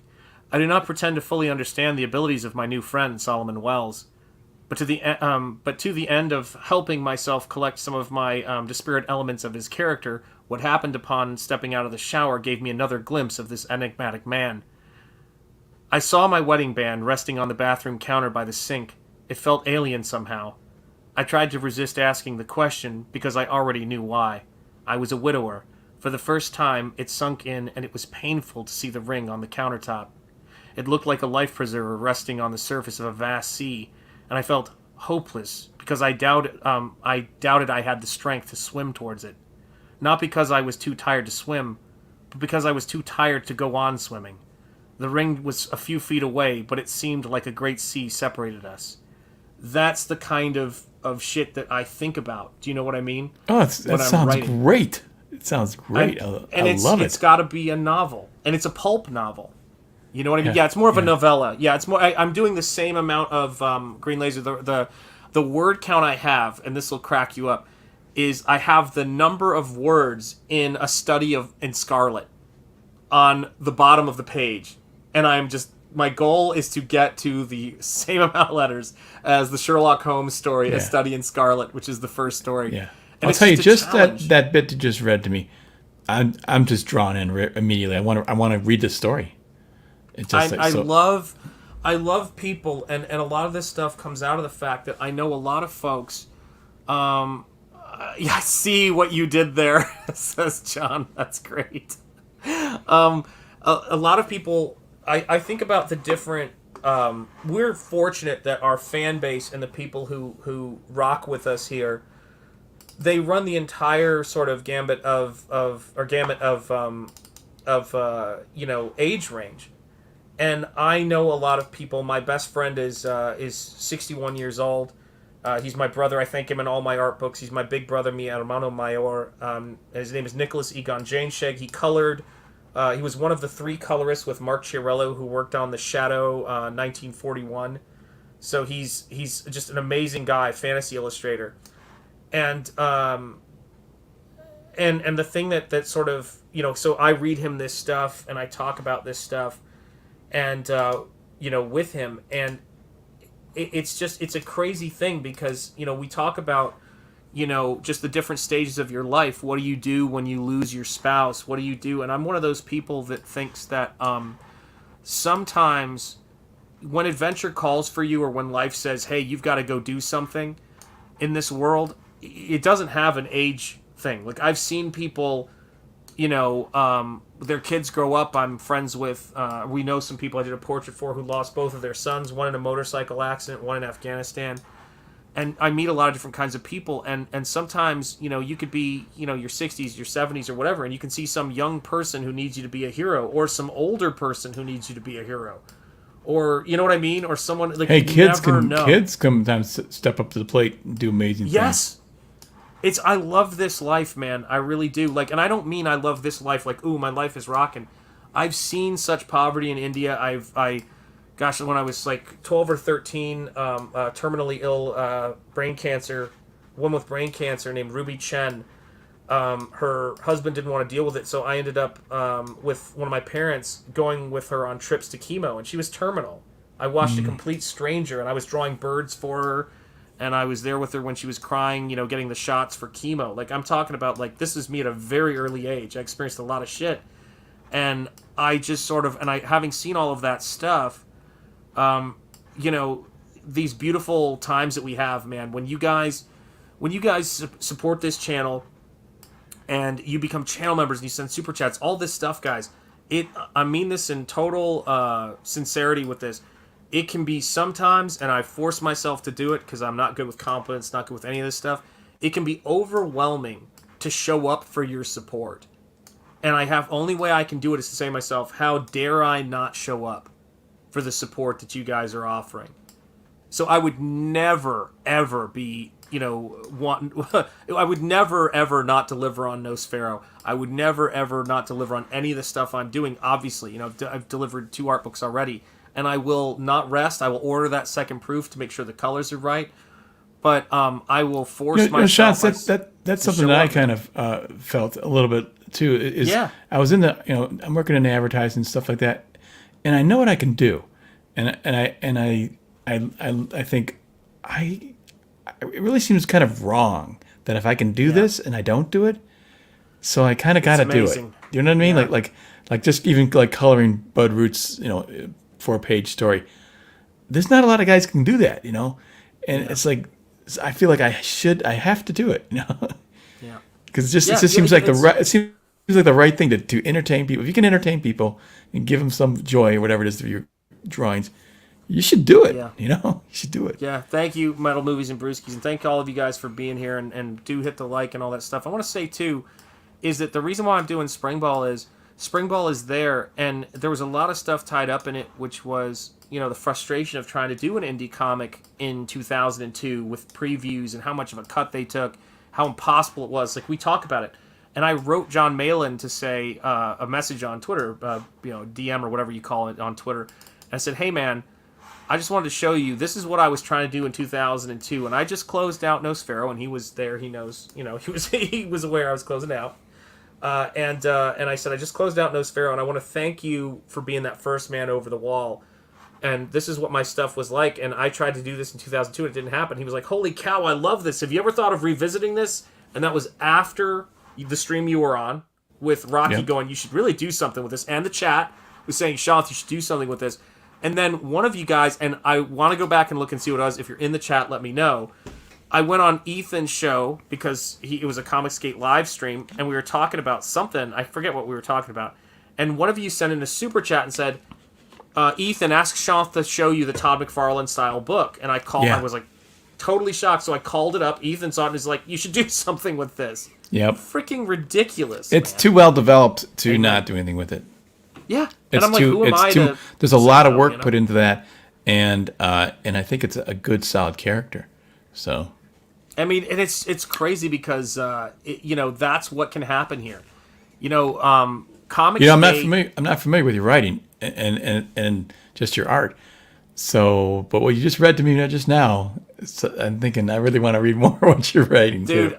There's a scene that I've got to save, but I may read it to you at some point off a stream. I can do that. But I read this sequence to my friend, and he was like, Oh my god! That's this dude's emotional stuff, but the supernatural stuff that happens in this story is so life affirming. Like it's stuff that is just so. I can't even describe. It's how I think about things because I love H.P. Lovecraft, and I remember thinking to myself, what if I did? Or how would it be possible for me to do, the divine? You know what I mean? What would a godly character be? Like, what would be the hero that Dracula fears? You know what I mean? What would a Lovecraftian, in a loosest sense of the word, angel look like? That's what I started thinking about. Well, many have tried throughout the years to visualize these things, and the truth of the course is it can't be done. But you still try your best to see if you can put into words, something that, or into visuals, something that's an idea, really, So Rock Chris saying, fascinating. Anyone ever heard thing. Yeah, and it's true. Like, anyone ever hear of the band's Ass Ponies? They're one of my favorites from Cincinnati and have a country alternative sound. Wow, I feel like country is blowing up right now, I'll tell you that. Lyrics are very much my life. It's crazy. Yeah, there is some absolutely great stuff out there. Yeah, see, look at this. I mean, like, we've got these are our folks, man. And Charlie's London, 2 from Wadsworth to Wartime by the great Charlie's London. Shout out to her. The artwork in there is amazing. That book, beautiful. Wow. Oh yeah, I was on Pete's show too. Yeah, she was just on Pete Smetty's show. He's doing great stuff. 120 to 260 pages is my sweet spot. There you go, man. By the way, I've read, when I did those trading cards, I should probably bring up the trading cards for please do, Pete's King Cryptid. Pete. Oh, I love that. I just got those on PDF. I've been reading them. It's great, man. Yeah, and it's kind of like, the way Strange, what was it, the Stranger Things, the little retro stuff with the 80s stuff. That was fun stuff, conspiracy stuff, aliens. I love that stuff. It's great. And so that's what the books are about, and they're done from different perspectives. I did 4 trading cards for Pete, and these are going to be randomly put into packages. So you're not guaranteed to get them, but they're original art pieces. Boom. So these are card art. I'm working on something. Dude, like that. That's beautiful. About that big, Yeah. I need it. Oh, dude, that's so cool. So it's just pencil, color pencil, and stuff like that. What I like about these cards are a little bit. They have better texture. I've worked on some of them with their crap surfaces, like gloss, almost like a backer board. And I tried to draw one of these once. It was terrible, but these are good to work on. So, this is a character from one of the stories. Dude, I don't know if any of you guys are like me, but I've gone down the Bigfoot rabbit hole so many nights on like Netflix documentaries, YouTube documentaries. I just love that stuff, dude. Ah, that's beautiful, man. His idea for all the cryptids is just so cool. Mothman. So there's my werewolf, Shanth. Jersey Devil. Dude, I love it. That's my jam. You know that. Yeah. So what do you think of my attempts? I love drawing werewolves, but I again, this is a tiny little card, I'm doing the best I can with it, but because I'm drawing that something 2 inches. What is it? What are they, like 2 by 3 or something? I like the King Cryptid design, man. You know what I mean? I dig it. Yeah. That guy's cool. It's cool. It's it's such a. I like Pete's the way he's approaching that story. Like, I like the kid in it, and you're right. I can totally see like a Stranger Things kind of thing. Like, I could see a Netflix show. E.T. I know that's what we. I know we dog on comic creators who basically create things for Netflix shows and all that other stuff. But I think that there's stuff that's like, when I think about what Mark Millar's done, or Miller has done, pronounce it. And, now, I like this character. He's sort of a character in nature. Sort of lives in the woods and sort of protects animals and things like that. His power is, I think it's depleted. I forget, is it depleted when there's a full moon or not a full moon? I forget which one it is. So he his power can get drained at that time. It makes him really vulnerable. But otherwise, he's really powerful, and it's kind of cool. And there's characters in there like the Mothman and stuff. It's just, oh, dude, they're throwing all that kind of fun stuff in there. So yeah, man. I'll tell you this. I've got the ultimate. For answer that question, who would win, a werewolf or Bigfoot? And John was saying the answer is my money is on Malin. Well, of course, as you know, guys, I split the difference, and I named my werewolf character after Coach John Malin, which you can see on that page there. So when you guys get this book, it's funny, too, because I came up with the name for the werewolf character, and then, which is always going to be Greylock, because you'll see when you get the story, it ties into, there's a story reason for that name, and which is also crazy, because, again, the street that's one block over here is Greylock, so it's a very strange series of events. But thanks, Shane, for everyone now mispronouncing Millar. That's right, exactly. Never take advice from Shane on how to pronounce things. Well, he's pronouncing my name right, so I'll give him that. Frank Miller wrote RoboCop 2, which feels like it's underrated. It's not as good as RoboCop, but it's still rad. Yeah, I like RoboCop 2, man. I think it's got some great stuff. It was funky. It was funky to see Frank Miller's characters come to life. Yep. It was really strange, but I think if he had just had a little more experience, he might have really been able to put it together. Yeah. Because what was the one where he did it himself? I forget what was it. That was Spirit. Yeah, the Spirit. Yeah, which was the thing is, it was a bad film, but elements of it were really cool and really different. I'm glad he got to direct a film, because I know that was a dream of his. Yeah. And I just think that he just wasn't. He just didn't have enough. He just didn't have enough experience in he didn't. I think that the fact that he got to see Sin City brought to life so much like his work, and 300, which I'm sure moved so many comics, that he did all right. Both of those. Yeah, 300 is a crazy cool film, man. Yeah, and you know what's cool too is it's funny you bring that stuff up, man. See, Rock Crin's like, I love the Spirit. See, it's got its fans. Okay, so somebody, I say as a whole, I remember not liking it the first. Maybe I need to rewatch it.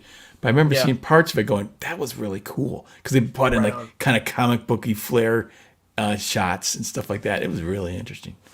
Yeah, absolutely. And it's a crazy thing. Like I remember when I saw Sin City in the theater, I was like, this is a trip, man. Like this is like Frank Miller as a movie. I know. And now, like, you think about it, when everybody after the Image guys, kind of went and made their big splash, and then all those guys formed Legend and went to Dark Horse. I mean, Frank Miller, like, what, the fact that he owns Sin City, and the fact that those books are never out of print, like, in hardcovers and everything like that. Yeah. I mean, that's got to be one of the smartest decisions ever in terms of how much he's grossed from that. It's great. Yeah, 300 and Sin City are kind of masterpieces. Right on, man. Yeah, no getting around it. Yeah, I love that stuff. Hey, I'm going to take off and hit the hay, but... no, actually, I'm going to wrap up right now. I was just about to call it. I tell you what, before you go, can you, though, just bring up my YouTube channel? Of course, man. Are you kidding? That's why I do this. Take a look at... Because that's what my biggest focus is right now. I'm really putting everything I got into it. And I really wanted to see it grow. Did somebody in the chat... Hold on a second. Before I do that even... Gosh, we're going to get to your YouTube channel, but let me just do this real quick. Before we do that, somebody in the chat... Hold on a dang second here. Somebody in the chat backed Cordrath, I'm guessing, and it is at 89,116, guys. Nice. We're in the home stretch to 90K. All right, I can tell Andy that we did something for him. Yeah, you did some work last night at the Waffle people in the chat did it for him. But listen, they know about the book because you were here showing all that amazing artwork. Every single time, guys. God bless the chat. This is for you guys. This is for the chat, for all of you guys getting it there before we go to Dan's YouTube. Charge! The Waffle Lodge cheerleaders. Thank you, guys. Love you guys. Really appreciate it, boy. Yeah, you guys are making amazing stuff happen. You guys are awesome. So let me call up here. Let me call up Dan's channel here. and then and that'll be a great way to wrap up here. I know I'm subscribed, so the question becomes, why isn't everyone else subscribed? So, which I'm sure they are, but let me see here. How do I find this? Let me see if I can find it. All right. I have it, but I've got all of your other stuff too. So when I type your name in, I get a bunch of different stuff. So guys, if you're looking for it, I've got it right here. Let's throw this up here. This is The Art of Dan Lawless. This is Dan's YouTube channel. Mods, if we can drop the link to this. There it is. John, you are quick on the draw. My goodness. Thanks, man. John. Appreciate it. God bless you, John. This is his YouTube channel. It is a, as they said in Three Amigos, it is a plethora. No, it is a ton of information on whatever you could want to learn. And it is getting some good views considering you've just started getting like really crazy consistent on it. So it's like, I went back to my YouTube channel in the early days, and these are like great. You've got how to separate line art from white background for those of you guys who want to get your coloring game going. Creating great comic book logos by Dan Lawless. Drawing the human head by Dan Lawless. And these are great videos. They're like 30 minutes to 20 minutes to 9 minutes, and they're going to give you information you need. You've got drawing the female figure. I'm sure nobody wants to go to that That's video. my biggest views right now. That's, You don't say. You don't say that. But actually, I'm shocked to find there's gambling going on in here, Dan. But also the comments I'm getting back is that the most comments I'm getting is from that one, because people are saying it really helped them, and they say I've tried it and it works. Drawings is doing great too, man. Yeah, this that's a simple exercise that actually works. That's a so good, much. Yeah. So. Yeah. Look at this stuff. How to draw a dynamic figure, guys. This channel is blowing up. Get in there. 550 subscribers. I want to see this thing at 1,000 subscribers. Let's see if anybody's subbed in the last 5 seconds, because I always love seeing that, man. You never know. Boom. Look at that. 2 new subs. Thank you. There you go. That's what we're going to do, please, Dan. please watch them and tell me, or give me feedback, Guys, say, comments are so important. Even if you're not an artist, I want to just give me your take, if you can, and whether you think they're easy to understand for the non-artist person too. Like I think it's Eric Huffles for me says too. I just subbed. Thank you, Eric. A few of those views are from me, says Frankly 0. We know it. Cool. Yeah, Green Laser subbed. John and Eric Huffles are dropping links like Oscar Meyer up in this chat. I love seeing it. You guys are getting it done. Guys, subbed. Awesome one is subbed. Look at this. Rock Crin. Like, everybody, just subbed. We're going to move this, guys. I mean, listen, the reason why the Waffle Lodge is now open, it's a real simple thing. I got guys like Von Klaus. I've got guys like Dan. I've got guys like, Camel Moon, of course, Michael Bancroft, Eric Weathers with Battle Brick Road. Guys, if you've not backed that link is in the description. I've got all these guys that I'm friends with and that we hang out with, and we've known each other now for years. And I want to make sure that, that I got a space where people can come in and promote stuff. And you see how much we're able to accomplish. Someone said to me, and it may have even been Andy Smith when I think about it, or Narwhal actually, I think said this too, which is, your channel is not the biggest channel, but man, do the people who tune into your channel back stuff. And, like, during streams, people are always like, man, I can't believe how many backers. I picked up a couple backers on here in, like, an hour. And I go, yeah, like, you guys are the best. Up to 554, so I have to refresh. Bing, bang, boom. Yeah, hey, Paulus was talking about my AC/DC art one. I came up with an acronym for creating a great piece of artwork, and I call it the AC/DC. It's anatomy, composition, design, and communication. And if you do those four elements, if you go through that checklist, and I go through great art, I go through Rosetta, I go through Brightson, and I show you how they do all 4 of those elements. Yep. It's going to be a good piece of art. So it's a good checklist to use when you're doing your art. There's my Battle Brick Road cap, guys. Back Battle Brick Road 2. Thanks for dropping the link, Eric Huffles. Green Laser says up to 554. One more makes it 3 5s. I'm already subbed. People are like, I've got to log into another account and sub. We're almost to 555. So close. But, oh, it's painful. Guys, I appreciate you guys so much for being here. Dan, thank you for coming on and hanging out. And I hope we did some good tonight, man. Thank you to everybody for I think we did. Spending time with us. Chat, you guys make it all happen. You guys make it possible. Make sure you get out there, back some CyberFrog, send some love Ethan's way, John Malin's way, all these great creators we have, Michael Bancroft, Eric Weathers, all my people, Shane Davis with Accent. God bless you guys. You guys are terrific. It is 3:20 in the morning here, so I got to wrap up, go have some breakfast, and start my day. I'm just kidding. Bow John, bow Jeremy Burtz, channel member Jeremy Burtz. I've got my credits updated with all of my channel members in there, so I'm going to play that. Dan, stick around. I want to say hey to you once we wrap up here, if that sounds good to you, brother. Absolutely.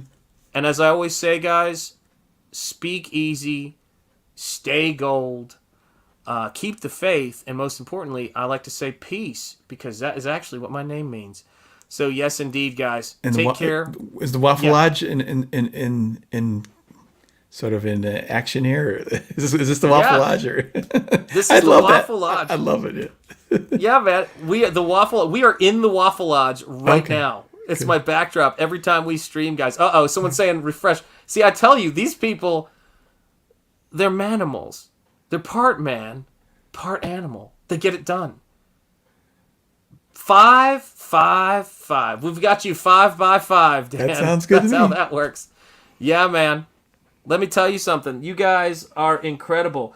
We will sell you the whole seat, but you will only need the edge. And this party is strictly BYOB. Bring your own booyah. That is how we get it done. So thank you guys so much. I'm going to play those credits. You guys are awesome. Take care, and we will see you guys soon. All right? Peace.